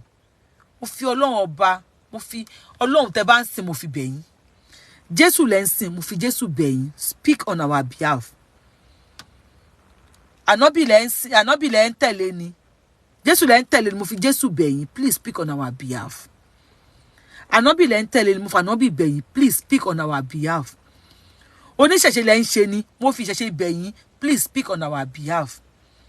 Àgbàgbàlẹ̀ Yorùbá, even if you are not doing anything, please speak on our behalf. Ebi ń pa wá. Ọlọ́run. Ògún gbọ́, ebi ń pa wá nílẹ̀ Yorùbá o. Ebi ń pa ṣégè bá àdáyà sí wa lára. Tẹ́ bá ń gbọ́ yálà. Ebi ń pa yálà sí wa lára. Ebi. Original correct ebi. Ebi gidi ló ń pa wá. Ebi ń pa wá nílẹ̀ Yorùbá. I am Yorùbá. A slap on one person is a slap on us. On all. Tí ebi bá ń pa ọmọ Yorùbá kan, gbogbo ọmọ Yorùbá ló yẹ kó máa feel ẹ̀. Ebi ń pa gbogbo wa. Àwọn ọmọ Yorùbá ebi ń pa. Despite pa àti Nàìjíríà, but ebi ń pa wá. Ebi ń pa wá. Ẹ jọ̀ọ́ ẹ represent wa dáadáa. Mr. President, Tinubu, lead us well. If you be senator, senators well. If you be governor, governors well. If you be police well. No, they take bribe. Please, if you are representing Southwest, lead us well. Ọmọ wa ni ẹjọ́ ṣe, ọmọ wa ló kàn, ọmọ wa ló wà ńbẹ̀. Lead us well. You are the governor of the state. Tí wọ́n kó palliative fún ní Southwest. Táwọn ti not dem kó ti wọ́n lẹ̀. Please, govern us well. If you be senator, tí wọ́n kó palliative fún yín, ẹ rántí ìjọ kan tí iná máa dilẹ̀ lẹ́yìn àsùsù jẹ. Ṣé mo sọ? Ṣé wọn ò ní wá ni? Wọ́n máa wà. Ẹ rántí ìjọ kan tí iná máa dilẹ̀ ní ẹ̀yìn àsùsù jẹ. Tí máa dijú báyìí, tẹ́ ẹ̀ ní lè lámọ́. If you be senator, senators well. àárò kúrò yìí ẹ represent wa dáadáa ẹ ṣàánú wa ebi ń pa wá ebi ń pa ọmọ Yorùbá ebi ń pa ọmọ Yorùbá ebi ń pa wá gidi gan ní ilẹ̀ Yorùbá ẹ dákun ẹ ṣàánú wa ẹ ṣàánú wa ẹ ṣàánú wa ẹ jọ̀ọ́ ẹ represent wa dáadáa bóbi yẹn ṣe ń jà fún ilẹ̀ Haúsá yẹn tó ń sọ̀rọ̀ pé báàgì ráìsì dọ́dọ̀ àwọn kan kò dọ́dọ̀ àwọn kan ó kó àwọn local government kan ẹ̀yin náà ẹ dìde ẹ sọ̀rọ̀ fún wa a tún lọ́ba bàbá Ọọ̀ni of Ifẹ̀ kábíyèsí o olórí ládéládé a tún láwọn ọba aláwọn ìjòyè and everything ẹ jọ̀ọ́ please represent us well ẹ jọ̀ọ́ ẹ wò I am begging ẹ dà pé ṣóòtẹ́ ni ó yẹ kí n sọ title ẹ ní I am begging ni mo ń bẹ̀ yín ni àwọn wa ti da ọmọ yahoo wọ́n ti di olóṣó wọ́n ti kàwé wọn ríṣẹ́ ṣe PhD wá ń fọlẹ̀ níbi bíi BSc holder uber ló ń wà lamẹ́ríkà àwọn engineers wa wọ́n wà níbi tó ń ṣe security ìgbà tí wọ́n lọ ṣe engineer ní school tó wá wà lamẹ́ríkà tó ń ṣe security tó ń ṣe uber driver tó wá dá bẹ́ẹ̀ ni kódà ìyá mi owó àtàwọ epo owó gúrú mi ló kó tó fi rán ọmọ lọ sí school wọ́n kàwé kò ríṣẹ́ ṣe àwọn degree holder wọ́n rú káyá ṣó wá dá ni tẹ́ bá iṣẹ́ tá à ń ṣe ẹlòmíì tó bá ń nu ìdí tó bá ń fọ ìdí arúgbó lọ́wọ́ most ilẹ̀ ti ṣiṣẹ́ nílùú yìí rí most graduate mi máa fọ́ sẹ́kún tó bá dóhun tòun fọ ìdí arúgbó lọ́wọ́ báyìí tó change pampers tí ẹ̀ tó máa bẹ́ ìgbẹ́ mi pọ́ọ́ arúgbó mi á bẹ́ ìgbẹ́ ẹni tó ń ṣe pampers fún lọ́wọ́ báyìí ìgbẹ́ á fọ́ sí lójú tó ti ìyá ti yàgbẹ́ tán ó ti tún di ìyá ṣe o ó ti nù di ìyá ó ti ṣe everything ó ti fi powder sí kó fi pampers báyìí tó ti yí di ìyá sókè báyìí ìyá tó máa bẹ́ ìgbẹ́ mi pọ́ọ́ tó bá lanú lẹ̀ ó jẹ́ ìgbẹ́ nìyẹn tó bá fi lè la inú lẹ̀ pẹ́kẹ́ ìgbẹ́ fọ́ sí lẹ́nu nìyẹn most people ẹ̀yin tẹ́lẹ̀ yàn nílùú òyìnbó lẹ́sẹ̀ máa ń pè wá ń gbà mí lórí wọn máa ń táṣì ṣé tí wọ́n fọ́ ìgbẹ́ sí lẹ́nu ìwọ wá pé lébàdá mi mo fẹ́ ṣe birthday ó máa fún ẹ lépè ni lébàdá mi ìyàwó mi bímọ ìyá gẹ́gẹ́ èpè tí ó bá lè ṣe fún ẹ direct ó máa ṣe fún ẹ ní ó máa fi inú ṣépè fún ẹ ní kò tó ó ṣe jẹ̀gbẹ́ arúgbó tán ni kí ló fẹ́ ṣe sí iṣẹ́ ẹ̀ ni ẹlòmíì ṣe security embarrassment tó máa rí níbi ṣiṣẹ́ security bí ṣe security bí tó ń ṣe security ẹnìkan tó yẹ kó wọlé ní time kan kò wọlé bóyá kinní kan oríṣiríṣi you can imagine ó ṣe uber bóyá àtàràn tí o ti lọ ibi tó park sí tó ti ń jèrò bóyá fún ẹ ní tíkẹ́ẹ̀tì ńbẹ̀ àní ibi bí kò sí pé ó fẹ́ fún ẹ ní tíkẹ́ẹ̀tì wá ní jẹ́ kí n fún ẹ ní bribe ó ń lọ sẹ́wọ̀n ni tó máa ti mú tíkẹ́ẹ̀tì dé báyìí wàá farabalẹ̀ ní já tíkẹ́ẹ̀tì lé ẹ lórí ẹlòmíì ń lọ bí iṣẹ́ báyìí wákàn ní kóun park á débi iṣẹ́ kó yẹ kí park kí sáré lọ sign in kó tó sign in dé báyìí wọ́n ti gbé tíkẹ́ẹ̀tì sórí mọ́tò ẹ̀ iṣẹ́ tó fẹ́ ṣe lọ́jọ́ yẹn kò ní káyè yẹn yes you can file it but you don't even have time to file it wàá lọ san God bless you too wàá lọ san ẹ jọ̀ọ́ we are suffering here yes à ń rówó but owó kọ́ ni everything. Many will say come back home tó fẹ́ wá sídà home tí kò sí security kò sí nǹkan kan ṣé yẹn ni home tí mo fẹ́ wá we are here I manage many people nínú wa àsúnlé tí bá ń sọ̀rọ̀ gbà mí máa rí mi bẹ́ẹ̀ ni pé Yorùbáwùyí máa ń sọ̀sọ́kùsọ it's not about ìsọkúsọ ìyàwó ti kó ní látàlẹ́ àná nísìn bóyá ó ṣe 11 to 7 a ti kó ní láti 10 tó bá tó wá rí over time a tún ṣe 7 yẹn di 3 bóyá ọkọ iṣẹ́ ọ̀sán lọkọ máa lọ ọkọ máa wọṣẹ́ ní 3 ọkọ á kó lé ní 2 ọkọ á kó lé ní 2 ọ̀sán ṣé pé ìyàwó tó ti kó ní látàná látago mẹ́wàá lé àná 2 tó ń bá ń lọ báyìí bóyá express ló ti máa pé mọ́tò ọkọ òun ló ń lọ báyìí mọ́tò ọkọ máa lọ báyìí mọ́tò ìyàwó máa lọ báyìí ìyàwó á délé á lọ sùn ọkọ á lọ síbi iṣẹ́ ọ̀tọ́kọ bá fi dé ìyàwó tún ti jáde báwo la ṣe fẹ́ dúra wa. Sometimes you think you máa ń sọ̀rọ̀ ọ̀rọ̀ ó máa kàn ń jọ̀rọ̀ mọ́ báwo la ṣe fẹ́ dúra wa. Báwo la ṣe fẹ́ dúra wa. You think owó and everything. O ní most máa sọ pé kíní kan mo fẹ́ ṣèkó mọ ìyàwó mi ṣe ẹni tó ń sọ fún gan òun gan ti dókó nísìn ó ti sùn tó kó nísìn Ọlọ́run ló mọ̀. Sometimes off ọkọ àti ìyàwó kò tún ní jẹ́ time kan náà. Off ọkọ àti ìyàwó off wọn ò tún ní jẹ́ time kan náà. Báwo ni wọ́n ṣe fẹ́ bára wọn sùn. A dẹ̀ ní ìlú tó kún fún wàrà àti fún oyin. Àwa sọ Yorùbá nation ẹni ká mórí wá ká fọ̀hún sílẹ̀. Tí ọ̀fọ̀n bá ti tọ̀ sí gbẹ̀gì ṣé bóyá kóníkàlùkù kẹ́kọ̀ọ́ ẹ̀ lọ́wọ́ ni. Ọ̀fọ̀n bá ti tọ̀ sí gbẹ̀gì kóníkàlùkù kẹ́kọ̀ọ́ ẹ̀ lọ́wọ́ ni. Jẹ́ ká kẹ́kọ̀ọ́ wa lọ́wọ́. Dẹ̀ ṣe dáadáa fún wa. Kò dá báyìí. Please represent us well. Ẹ jọ̀ọ́ ẹ ṣàánú wa. All these are fast. Ẹ̀yin àfà. Ẹ̀yin àfà tẹ́ wà lókè. Ẹ̀yin àfà tẹ́ lẹ́nu. Ẹ̀yin àfà tí ẹnu yín tọrọ. Everything is not about ìjà ẹ̀sìn. You don't want to fight for everything. Ìjà ẹ̀sìn ó bá àwọn bàbá wa o, ó bú pọ̀nrímọ̀ pọ̀npọ̀n wa o. Use because gbogbo wa ti di blogger nísìn.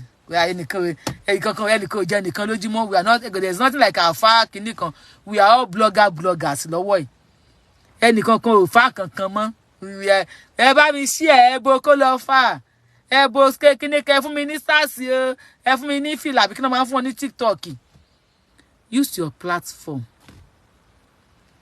Use your platform to campaign. To government, appeal to them. To those in power. Yí pé tó bá mú àwọn ilẹ̀ Haúsá máa gba báàgì ráìsì kí ló ṣe àwa nílẹ̀ Yorùbá. Appeal on behalf of the Yorubas. Most ilẹ̀ Yorùbá lẹ ti kéwú. Ní ṣe kankan. Èmi àti yín àti jọrò lórí íńtánẹ́ẹ̀tì. Èmi àti yín àti jọrò pọ̀. Mo máa enter yín. Kí ní ṣe anything. Tó pé òótọ́ ni màá sọ fún yín. Use your platform. Ẹ má bẹ̀rù. Àìlọ́ba ká lójo. Tẹ́bá dẹ̀ máa wí sí. Àfáà ni bàbá ọba. If you are the bàbá ọba, use your platform to talk on behalf of your people. Ara àwọn nǹkan tí wọ́n pè ní jihad nìyẹn. Ìjà òfò, ìjà ẹ̀sìn. Most yín dẹ̀ kéré bí ń pa yín. Ó bá àwọn bàbá wa yẹn. Ìjà òfò ni. Kò kí ń ṣe ìjà tó ní ládá nínú. Èyí tó máa ní ládá ni pé kẹ́ sọ̀rọ̀ fún àwọn tí ẹni wọn ò tọ́rọ̀. Be the voice of the voiceless. Let them share bag of rice fún wa nílẹ̀ Yorùbá náà. Kẹ́lẹ́ ha gbé báàgì rice lọ́lé. Káàmọ́ lè kéwú gbé báàgì ẹ̀wà lọ́lé. Kọ́ àfáàfá gálọ́nù òróró lọ́lé. Kẹ́ jẹ, kẹ́ mú, kọ́kàn balẹ̀. Speak. Use your platform to speak on behalf of the people. Bola ni followers 100,000, 50,000, 100,000. Bola ni followers. Let's speak on behalf of the poor. Let us be the microphone, the mouthpiece of the poor people. Let's speak on their behalf. Ẹ̀yin pastor náà. Gbogbo wa blogger pastor ni wá. Internet pastors. Please speak on behalf of àwọn ọmọ ọjọ́. Ìgbà tí bàbá fún wọn ní báàgì rice, tán fún wọn ní báàgì ẹ̀wà, tán fún wọn gálọ́nù òróró, wọ́n á lè san ìdá mẹ́wàá ní chọ́ọ̀chì. Owó tó yẹ kó fi jẹun, tó yẹ kó fi ra oúnjẹ, wọ́n á lè ti san ìdá mẹ́wàá, wọn ò ní fẹsẹ̀ rìn wá sí chọ́ọ̀chì. Abẹ́ ti believe pé tó bá ti jẹun, tó bá ti yó wọn nílé wá sí chọ́ọ̀chì. Lè ṣe fẹ́ sọ̀rọ̀ on their behalf. Ara ìwà tí Jésù ní ẹ máa wù nìyẹn. Jésù jà fún ìran ẹ̀, ó speak on their behalf.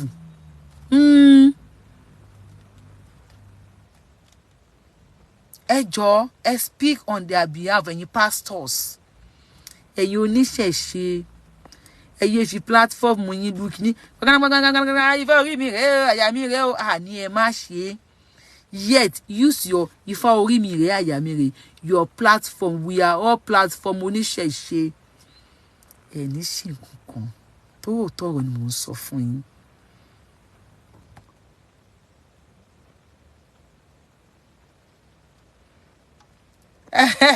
PR Organic, I'm young king go.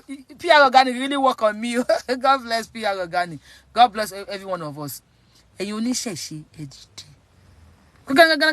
Je edu gbangana le àwọn bá wa lórí, le àwọn aṣíwájú wa lórí. Kí ló dé tí wọ́n fún ní báàgì ìrẹsì. Báàgì ẹ̀wà nílẹ̀ Haúsá.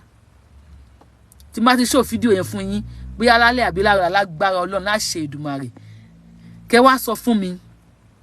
Obìnrin tó dìde tó jà fún àwọn Nasarawa wípé báàgì ráìsì tán èèyàn kan báàgì ráìsì kan èèyàn kan báàgì ẹ̀wà kan èèyàn kan gálọ̀nù òróró kan tó tún wá ń sọ wípé kò tí ì tó àwọn èèyàn òun. No, it's just a question. Let me ask you the question. Obìnrin tó dìde tó ní báàgì ráìsì kan ní Nasarawa ó dùn mí fóònù yóò sí mi but I will show it tonight or tomorrow lágbára Ọlọ́run tó ní báàgì ráìsì kan sẹ́ kò tó ní Nasarawa. God bless you mami. Tó ní báàgì ẹ̀wà kan kò tó fún èèyàn kan Nasarawa tó ní gálọ̀nù òróró kan tó ní kò tó fún àwọn èèyàn òun sẹ̀ tó wà nínú house tó wà nínú house tó ní kò dáhùn local government kan sẹ̀ tó ń dìde tó ń jà fún ìran ẹ̀ àti àwọn àáfàá wa ní ilẹ̀ Yorùbá àtàwọn pastor wa ní ilẹ̀ Yorùbá àtàwọn oníṣẹ̀ṣe wa ní ilẹ̀ Yorùbá ta ló máa wọ iná ta ló máa wọ àlùjànnà láàrin àwọn pastor wa àwọn àfáà wa àwọn oníṣẹ̀ṣe wa tí wọ́n ń jà ó bú bàbá wa o ó ti bú bàbá wa o ó ti bú ìyá wa o ó ti bú Jésù o ó bá Ànábì o ó ti bú Ọ̀rúnmìlà o ó sun Kùránì ó ti sun Bíbélì ọpọ́n Ifá ló fọ́mọlẹ̀ o. Nínú àwọn tó ń pariwo bẹ́ẹ̀ yẹn nílẹ̀ Yorùbá àti obìnrin tó ń jà wípé àní báàgì ráìsì kan sẹ̀ báàgì ẹ̀wà kan gálọ̀nù òróró kan sẹ̀ ní Nasarawa fẹ́yàn kan pé kò tí ì tó sẹ̀ ó gbọ́dọ̀ kárí ni èèyàn kan gbọ́dọ̀ lọ atọ́ lọ́wọ́ ẹnìkan kò ì tó sẹ̀ ẹnìkan ní Ọlọ́run nìkan ló yé kò yé Ọlọ́run nìkan kọ́ ló yé. Sometimes there are some things we need to spare Ọlọ́run apart. There are some things we need to say Ọlọ́run tá máa lo ọpọlọ wa. Yes, God bless you. Wọ́n ní obìnrin yẹn ló máa kọ́kọ́ wọ àlùjànnà. Obìnrin yẹn ló máa kọ́kọ́ wọ àlùjànnà. Yes, because she will save many lives ní Nasarawa. Ó ló máa kọ́kọ́ wọ àlùjànnà. Tó táwọn òyìnbó ṣe máa ṣíwájú wa wọ àlùjànnà nìyẹn. Because wọ́n máa jẹ́ mouthpiece fún ẹni tí ohun ẹ̀ ò tókè. God bless you mami. Wọ́n lóbìnrin yẹn ló máa kọ́kọ́ wọ àlùjànnà. Ó máa wọ àlùjànnà. Because Ọlọ́run ní ká ṣe ló ń ṣe ká jà fún ìran wa Ànábì jà fún ìran ẹ̀ lẹ ṣe lọ sí Mẹ́kà lẹ́ni Jésù jà fún ìran ẹ̀ lẹ ṣe lọ Jerusalem lẹ́ni Jésù kú fún ìran ẹ̀ lẹ ṣe lọ Jerusalem àbí Israel lẹ́ ń lọ àwọn òrìṣà ilẹ̀ Yorùbá wọ́n jà fún ilẹ̀ Yorùbá lẹ ṣe ń jọba jẹ ìjòyè lẹ ṣe wà proud lẹ́niwẹ̀ tẹ́ bá dé pé ọmọ Yorùbá ni mí. Please represent us well. Ọ̀rọ̀ tá à ń bá bọ̀ ẹ̀yin tẹ́ join wa. This is from Olóyè Sunday Igboho Oòṣà. He said gbogbo àwọn ni wọ́n ti Sunday Igboho sílẹ̀ wọ́n ti f'Olóyè sílẹ̀ o. Ẹ má fall fún fake news. Don't fall to fake news. Wọn ò tí fi Olóyè Májàsọ́lá Igboho kalẹ̀. Ẹ̀yin tẹ́ sọ pé wọ́n ti f'Olóyè lẹ̀. Ẹ̀yin tẹ́ bá ẹ lọ fídíò yìí láti bẹ̀rẹ̀. A ti bẹ̀ wọ́n, à ń bẹ̀ yín ni. Wọn ò tí fi Olóyè lẹ̀. Please spare Olóyè of false information.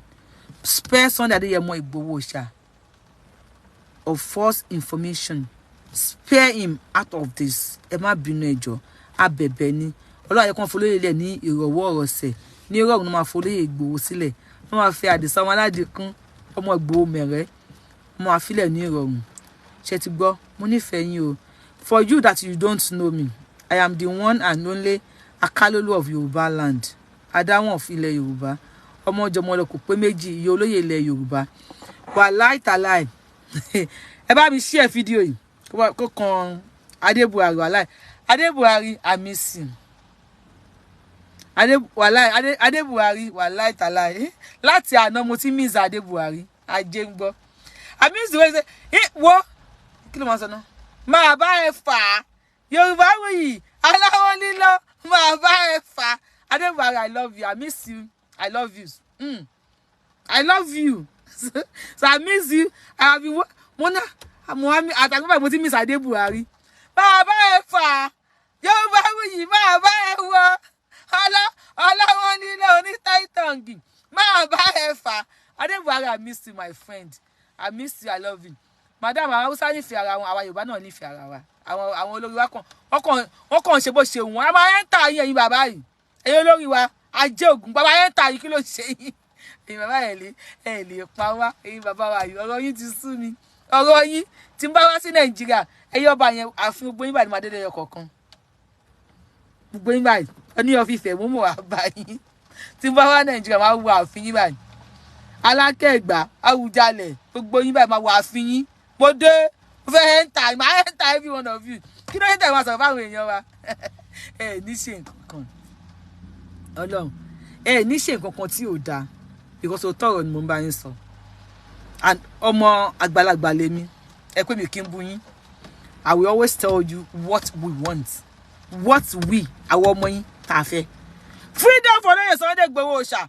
Freedom for Adisa. Freedom for Ọládinkù Igboho Oòṣà. Freedom for Igboho More. Freedom. We want freedom for him. Yes, my enter yín. Oni. Adéyẹyè, my enter yín, baba. Waiting. Ló ṣẹlẹ̀. Tinubu, God bless you. About President Tinubu, my enter yín. Kilo dé. Kilo happy. Kilo ta lè enter yín. Aba enter yín, Baba Tinubu. Aba enter yín. Ẹ fi Igboho sílẹ̀. Aba enter yín. Mo kàn wọ́n máa fi Igboho sílẹ̀, wọ́n ti fi Igboho sílẹ̀, wọ́n máa fi sílẹ̀ lágbára Ọlọ́run. Ó máa jẹ́ legal way. Legal way ló máa jẹ́, kò ní jẹ́ illegal lágbára Ọlọ́run. A legal way ni Adisa ọmọ Adéyẹmọ Igboho Oòṣà ló máa fi jáde. Mo nífẹ̀ẹ́ yín. I know you love Sunday Igboho. I love Sunday Igboho. Thank you so much. Ẹ jẹ́ kí n máa lọ. Àsìkò mi mo wo time bíbí yìí ni o. Ajé mo wo time. Ẹ ṣe 1 million kiss fún yín, ẹ̀yin fans mi. Ẹlẹ́nu jábá, ẹlẹ́nu jẹ́bẹ́jẹ́bẹ́. Àwọn Yorùbá náà wà nídìí, ẹ má bínú sáwọn bàbá yẹn online. Ẹ má bínú sí wọn. Ọ̀rọ̀ wọn ti sú mi o. I am just begging. Ẹ má bínú sí wọn. Ọ̀rọ̀ wọn ti sú mi. They supposed to be our freedom for Tani Ọlọ́run o. Okay. Wọ́n ní freedom for Tani Ọlọ́run o. Ara tá ń sọ ni. Iṣẹ́ PR organic ni o. People are saying you look fresh. Iṣẹ́ ọwọ́ PR organic, iṣẹ́ ọwọ́ Elédùmarè, iṣẹ́ ọwọ́ daddy wa ọkọ mi, iṣẹ́ ọwọ́ ìtẹ̀wé mi àti PR organic náà. Mi mọ̀ nǹkan tó ń jẹ fún àwọn èèyàn orí notification mi. I don't care. I care, but I don't care much. I care because I love you, my people, but I don't care much. Freedom for Tani Ọlọ́run. Mo lè ti parí iṣu ẹ̀ tó ń jẹ́ pé tó gbé mi padà wá. Why tí ẹ fẹ́ fi Tani Ọlọ́run sílẹ̀? No, I am just asking you. I am just asking you. Okay. Wọ́n ní kí Tani Ọlọ́run wá bẹ̀bẹ̀. Wọ́n máa fi sílẹ̀ tó bá ti bẹ̀bẹ̀. Olúwo tede, wọ́n ti filẹ̀. Wọ́n charge ní 500,000 for the vibration. That can only happen in Nigeria. Nigeria nìkan ló ti lè ṣẹlẹ̀. It can only happen in Nigeria. Olúwo tede, wọ́n filẹ̀ 500,000. Tani Ọlọ́run, Ìyá Ọ̀ṣun, wọ́n ti filẹ̀. Wọ́n tún fún Mẹ́kà. Tani Ọlọ́run, kí ló dé tẹ́ fi sílẹ̀? Ẹni kó wá bẹ̀bẹ̀. What if Tani Ọlọ́run bá insist? Tó bá insisted pé òun ò ní, excuse me, òun ò ní bẹ̀bẹ̀ láíláí. Tó bá dúró pé láíláyé òun ò ní bẹ̀bẹ̀, pé kò sí nǹkan lè ṣe. Òun ò ní bẹ̀bẹ̀. Kí lẹ máa wá ṣe? No, it's just a question. It's just a question ni o. Ẹ bá mi pín ètò ìbí àwọn àfáà bí ẹ tó bá máa gé bíbí ẹ bá mi gé. If Tani Ọlọ́run insisted pé òun ò ní bẹ̀bẹ̀. Ẹ ti fọdún wo tẹ́lẹ̀ lẹ̀ pẹ̀ 500,000 tú ṣọ́ọ̀tì. Ẹ ti fi Ìyá Ọ̀ṣun lè máa lọ sí Mẹ́kà ẹ fún ní ṣọ́ọ̀bù. Tani Ọlọ́run wà ní ọwọ́ yín, ẹ kọ ẹ fi sílẹ̀. Ẹni kó wá bẹ̀bẹ̀. Tó bá insist pé òun ò ní bẹ̀bẹ̀ ńkọ́. Pé òun ò ní bẹ̀bẹ̀ láíláí. Kí lẹ máa ṣe? Á padà di àbùkù. Ògún gbọ́. Ebú àlọ́ ni taun. Tàbọ̀ tí àánú ẹ̀ ló máa padà jẹ. padà di àbùkù tẹ́nìkan bá wá sọ̀rọ̀ ọ̀tá atalọ́lọ́hùn rẹ o ẹ̀yin bó ni ìyá atalọ́lọ́hùn wà ìgbà tí ìyá atalọ́lọ́hùn bọ́ta kó tún bọ́ta again nǹkan tèmi ń sọ fún yín nìyẹn ìyá atalọ́lọ́hùn ó bọ́ta fàlùkùránì bẹ̀ yóò fi tẹjọ ké bẹ́ẹ̀ yóò fi gbá bó fi àwọ̀ bẹ̀yìn ẹ̀ ń pẹ́ ìfọmọ̀ sílẹ̀ ṣe kó bọ́ta again ohun tí Yorùbá ló gbọ́n jù Yorùbá ní èébú àlọ́ ni taun tààbọ̀ tí a ná ẹni ìyá ò ní bọ́ta wá bẹ̀yìn mọ́ ni kò ní bẹ̀yìn mọ́ ni ó ti bẹ̀yìn ó ti wá rí pé ẹ̀ nígbà títà lọ́lọ́mọba wá insist dé lẹ́sẹ̀ pé mi ò ní bẹ̀bẹ̀ ni ṣé ẹ máa ó máa tó sun yín o Ògún gbọ́ Ògún alágídí lọ̀gá alágbára tálágbára ò bá ti fẹ́ dáràn alágídí ó ní ọ̀gá alágbára tí alágbára ò bá ti fẹ́ dáràn Barrister gan kọ alágídí lọ̀gá alágbára o alágbára ò bá ti fẹ́ dáràn olówó lọ̀gá tálíkà o Ọlọ́run la ṣẹ̀dá gbogbo wa tó bá dúró lórí ẹsẹ̀ pé òun ò ní bẹ̀yìn mo wí pé máa ń ṣẹlẹ̀ bí tẹ́nìkan máa dúró pé òun ò ní bẹ̀bẹ̀ ní sẹ́ẹ̀ mo wá fẹ́ bèrè lọ́wọ́ yín wá tún sun sí next year ẹ tún sun how many years lè máa fi sún tayọ lọ́hùn how many years lè máa fi máa adjust case ẹ̀ because ọ̀n tó bá bẹ̀bẹ̀ àbí Ọlọ́run ò ní jẹ́ kó kú mọ́ yín lọ́wọ́ o torí kò sí abiyamọ tó bá fẹ́ fojú sunkún ọmọ Ọlọ́run ò ní jẹ́ kí tayọ lọ́hùn kó kú mọ́ yín lọ́wọ́ ení nìyẹn èkejì gbogbo ayé ẹ jẹ́ kí gbogbo ayé rí wípé because ọ̀rọ̀ tayọ lọ́hùn sí ẹgbẹ́ kì í ṣọ̀rọ̀ Nàìjíríà nìkan bí mo ti ń sọ̀rọ̀ yẹn sí kò ṣọ̀rọ̀ Nàìjíríà kọ́ ni mo wà bí lè jẹ́ ń sọ̀rọ̀ yìí nísìn àwọn kan níbi bíi wọ́n mọ̀ kan tí mò ń sọ ẹ jẹ́ gbogbo ayé rí Nàìjíríà bíi useless country Ògún gbọ́ with this tayọ lọ́hùn case àwọn many people abroad tí wọ́n ṣe ọmọ Yorùbá tí wọ́n wà nílùú òyìnbó tí wọ́n jẹ́ òyìnbó pàpà tí wọ́n lo translator fi wò wá ẹ jẹ́ kí wọ́n rí Nàìjíríà bí a lawless country a useless country a country where you can torment èèyàn and go free ẹ jẹ́ kí wọ́n rí Nàìjíríà bí ìlú tí ò jẹ́ nǹkan kan ìlú tẹ́nìkan lè pa ẹnìkan for no reason àwọn ọmọ yín wà bí wọ́n ń kàwé o tẹ́nì tí ń bá ṣẹlẹ̀ nílùú yìí àwọn ọmọ yín máa face teacher wọn wọ́n máa face principal wọn wọ́n máa face anybody but this is what I want and kò sẹ́ tó máa má àwọn ọmọ yín o ẹ wá wò tó bá di ọ̀la tó bá di ọ̀la tí ọmọ yín kan bá gbé àpótí ìbò àwọn ọmọ tẹ́ ẹ wò ní kékèké láyé ìsìn ṣẹ́bílì pọ̀ máa dìbò fáwọn ọmọ yín wọn ò ní dìbò fáwọn ọmọ yín because wọ́n tó bá fi lè débẹ̀ ẹni tó bá mú máa mú pa ní o ẹ mọ̀ wípé history lẹ́ ń kọ yìí ẹ ń kọ ìtàn ní ìtàn lẹ́ ń kọ ẹ mọ̀ ó yẹ kẹ́ ẹ mọ̀ pé ẹ ń kọ tán ní ìtàn gidi ìtàn tó gùn òun lẹ́ ń kọ ẹ̀yin lẹ́ ẹ mọ̀ àwọn èèyàn ń kọ síbẹ̀ sí freedom for talọ́lọ́run free talọ́lọ́run ẹ mọ̀ wípé àwọn tó jẹ́ ọlọ́pàá wọ́n wò wá níbi bíi àwọn tó jẹ́ sójà DSS MSS gbẹ́gbẹ́gbẹ́s gbogbo wọn náà wò wá níbi gbogbo èèyàn tó ń wò mí kọ́ ni àwọn tó ń nífẹ̀ẹ́ Yorùbáwùyí àwọn tí wọn ò nífẹ̀ẹ́ Yorùbáwùyí wọ́n wà níbí the same way tí àwọn tó wá jẹ́ foreigners àwọn òyìnbó náà the same way táwọn náà ń wò wá ẹ káàbọ̀ ẹ kú ètò àjọ ń ṣètò ní tí wọ́n ń wò wá and they will be like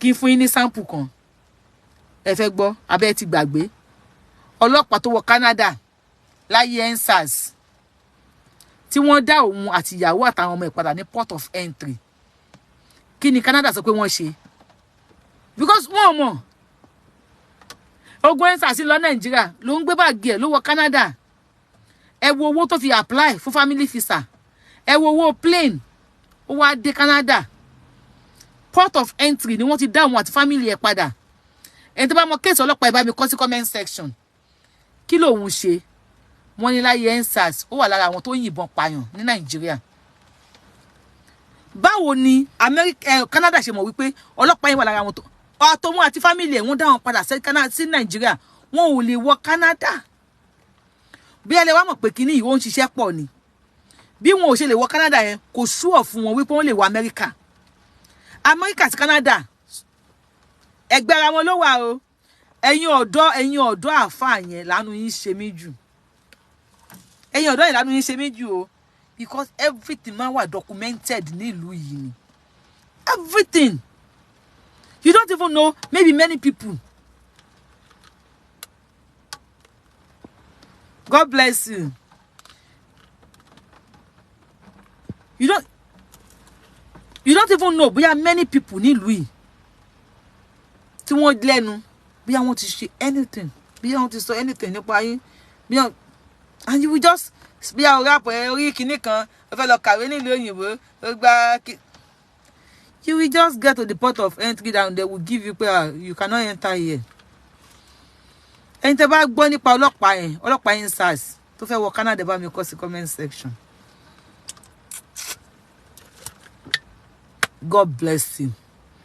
ẹ̀yin tẹ́ wà in vogue nìyẹn ẹ̀yin tẹ́ jẹ́ onílàákàyè nìyẹn ẹ̀yin tẹ́ ń gbọ́n tó ń lọ nílùú nìyẹn ẹ̀yin lẹ mọ̀ pé ó ṣẹlẹ̀ confirm. God bless you. ẹ̀yin lẹ mọ̀ pé ó ṣẹlẹ̀ mo rárẹ̀ bí pa kan ẹni bí kan tí ń pọn mọ́rẹ́ balùwẹ̀. Even by their name you shall know them. The Bible said, by their fruits you shall know them. Mo ti rí arebi pa kan, ẹni òfò kan, mo ti rí comment ní comment section. Mo ṣe ní ẹ̀yin tẹ́ mọ̀ nípa ẹ̀, tẹ́ gbọ́ nípa ẹ̀, ẹ bá mi kọ síbẹ̀. Èmi mọ̀ pé máa wà. Wọ́n ṣe ní wákẹ́, èmi ni mo ń control ayé wọn. I am saying this categorically. I am the remote control of their life. Tí bá ti ń ṣe show, àwọn gan-an máa kọ́kọ́ gba notification. Wọ́n máa wá. You keep on saying irọ́ ló ń pa lórí irọ́ and you never unfollow me because I control your life. So ẹ̀yin àfáà yẹn àgàgà ẹ̀yin ọ̀dọ́ àfáà ẹ̀yin yín pa mí.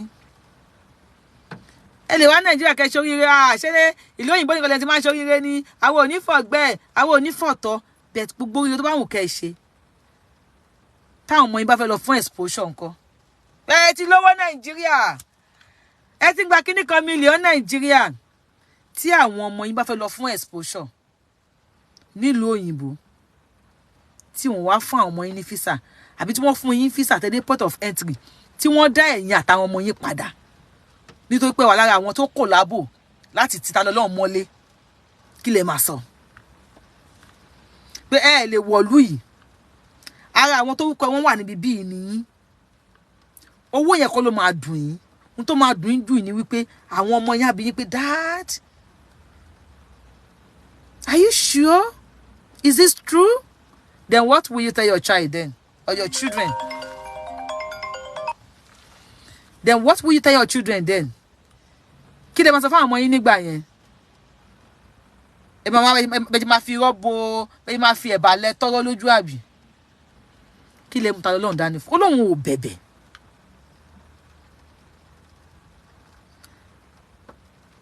I know. Mo mọ̀ kó wà bẹ̀ láti wá constitute nuisance ni. I know. Ó ní mi ṣe dárúkọ ẹ̀, mo rí comment ẹ̀, mo má dárúkọ ẹ̀ ni. Mo mọ̀ kó wà bẹ̀ láti wá constitute nuisance ni. Ó mi ṣe dárúkọ ẹ̀. God bless you too. Someone is here with me and saying it's true. It's true. Kobo. Ọ̀rọ̀ ọlọ́pàá yẹn ò kobo. Àtòun àti ìyàwó àtàwọn ọmọ ẹ̀ wọ́n dá wọn padà. Wọ́n ti dé Canada, wọ́n dá wọn padà. Kí la ṣe? Wọ́n ní wà lára àwọn tó disturb Nigeria nígbà yẹn SARS. Báwo ni fọ́tò ẹ̀ ṣe dé Canada? Wọ́n fún ní visa, orí visa gbà. Ó wọ plane wọn dá padà. Ó dé point of entry, orí America, orí Canada bẹ̀ pé Canada rẹ o. Atẹ́gùn Canada rẹ o. Kò lè wọlé sínú Canada tó fi dún àtàwọn ẹ̀ padà. Ọmọ ẹ̀ ò ní dáríjì láéláé. Ó gbọ́ atọ́ o, àsúrè ìwòrìwò fún. Ọmọ ẹ̀ ò ní dáríjì láéláé. Ọmọ ẹ̀ ò ní tí ẹ̀yẹn kékeré ni ṣùgbọ́n ọmọ ẹ̀ ọmọ tó sọ fáwọn àwọn schoolmates pé I'm gonna miss you. Ẹ̀yin ọ̀rẹ́ mi mo máa miss yín. Mi lọ sí Canada. Mi máa lọ kàwé ní Canada. Ẹ̀yin ọ̀rẹ́ mi máa miss yín gan. Táwọn ọ̀rẹ́ ti ṣe ọ̀rẹ́ mi. Ó ti lọ sí Canada. God bless your parents. I wish my parents can do that. Ọmọ tó bá wá di Monday. Ọmọ àti wá gbé school bag sẹ́yìn. Àti bottle water. A tún padà sí school. No. God bless you too. God, so mo kin. No. Ẹ jẹ́ ká jọ wò báyìí. Ọmọ tó ti dagbe fáwọn ọ̀rẹ́. Wípé ó fẹ́ lọ kàwé ní Canada. No, ó yá ẹ gbé yín sípò ọmọ kékeré. Ẹ jẹ́ ká jọ ṣe pé ọmọ kékeré lèmi àti yín sìn. As far as I mean, that meeting me to Canada. We are leaving tomorrow. Bye bye to you guys. Oh, to my uniform. Oh, to find one right. School bag here. Bata. Oh, to find one right. Oh, what the Monday? Oh, to walk my bag. No. Oh, to what the Monday? Oh, to want to cook my bag. Oh, to want to see the same school. Well, I ain't telling you, Canny. Somewhere my feet there. Ọmọ yẹn ò lè feed ẹ̀rín ìbànújẹ́ burúkú. God bless you. Ìtìjú burúkú. Ọmọ yẹn ò ní forgive àwọn parents ẹ̀. Ọmọ yẹn ó lè padà di nuisance. Ìtìjú ńlá. Ẹ̀yin tẹ́jọ́ bí ẹ̀dẹ̀ máa sọ̀rọ̀ báyìí kó máa wò yín báyìí. God bless you tí mo kí yín o. Ẹ̀dẹ̀ máa sọ̀rọ̀ kó máa wò yín báyìí pé ẹ̀yin wo. Ẹ lè advice ọmọ yẹn mọ́ because ó máa rí yín pé pot to the call kettle black. Àbí kettle they call pot black. Tọ́mọ wáyé kíní kan ṣe bá ti ń bá wí máa wò yín pé ẹ̀yin náà kọ́ ni mo jọ ẹ̀yin ẹni bí. Why tẹ́ fẹ́ fi ta lọ́lọ́run? Why? Okay, we are watching. We are here. We are watching. I love you too. Kí ló tí yàtọ̀ lọ́lọ́run tí ò bẹ̀bẹ̀ mọ́? Yàtọ̀ lọ́lọ́run ti rí yín ní rí pé ẹ ní gbà. Ògún gbọ́. Torí ẹ̀ ní wọ́n yóò ṣe bẹ̀yìn mọ́ o. Ó ti rí yín ní rí pé wọn ò ní gbà. Ṣé bí Yorùbáwùyí mo sọ fún yín níbẹ̀rẹ̀ kéèsì when I say wọn ò ní gbà. Ẹni ìyàtọ̀ lọ́lọ́run bọ́kọ́ bọ́ta kó bẹ̀bẹ̀ wọn ò ní gbà. Unless you do what they want. Me, I dey talk from experience. Me, Yorùbáwùyí. I am talking from experience, yo. When I say wọn ò ní gbà in the first place, when I obìnrin yìí, ìwọ obìnrin yìí, àti bẹ̀rẹ̀ àdìjánà, àti bẹ̀rẹ̀ wọn ò ní gbà. Wọn ò ní Ọlọ́run ló lè yọta lọ́lọ́run. Àtijọba. Àti kí ni mo sọ fún yín? Àti ìjọba. Ìgbà tó lúwo sọ pé wọn ò ní ṣe kíní kan ní Ìwó, wọn ò ní ṣe gbá wọn ò ní ṣàwo. Nígbà tí Adeleke dá sí, Governor Adeleke tó sọ pé níbo wọ́n ṣàbí wọn ṣe, wọ́n máa ṣe. Bí ẹ bá hashtag Baba Bola Tinubu, tẹ́ bá hashtag ẹ wípé fẹ́ justice for Mohbad, no, justice for Talọlọ́run. Nígbà tí ó bá sí mọ́, nísìn tó wà la fẹ́ justice fún. Kí wọ́n release ẹ̀. Kí wọ́n release ẹ̀ nísìn tó wà láyé. Kí ẹ fa wá justice fún. Even the lawyer of Talọlọ́run said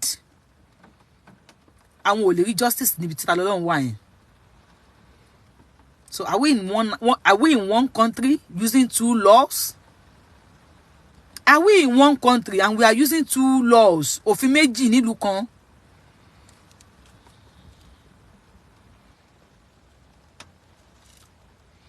I don't know. Me mo ko to ma gain o. Some people are asking me, kí ló wá fẹ́ gain tó ma fi sílẹ̀? I don't know. I don't just know. I don't just know. I don't know. Well, sir, that can only happen in Nigeria. Happy working. God bless you. That can trust me. What cannot happen in Nigeria cannot happen in anywhere in the world. That can only happen in Nigeria. Where àwọn kan gba bag rice. Àwọn kan pariwo wọ́n bú bàbá wa. And they can't even fight. People that cannot even fight for themselves. No. This is not funny. Nasarawa people are getting one bag of rice each. They are getting one bag of ewa each, 1 gallon of ororo each in Nasarawa, and even their senators are coming out and still fighting for themselves. My people in Yoruba land, whether they're my people or they are Gambaris, in Yoruba land, cannot even fight for themselves. They cannot speak on their... They cannot even talk. These people, kini imbi mi ninu.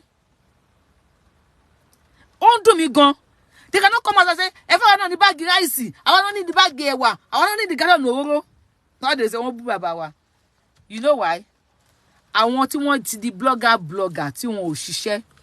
Wọn ò ní gbàdúrà comfortable long. You see them coming out 2 times, 3 times a day. 2 times, 3 times talking on internet a day. Kí ló ń sọ? Because they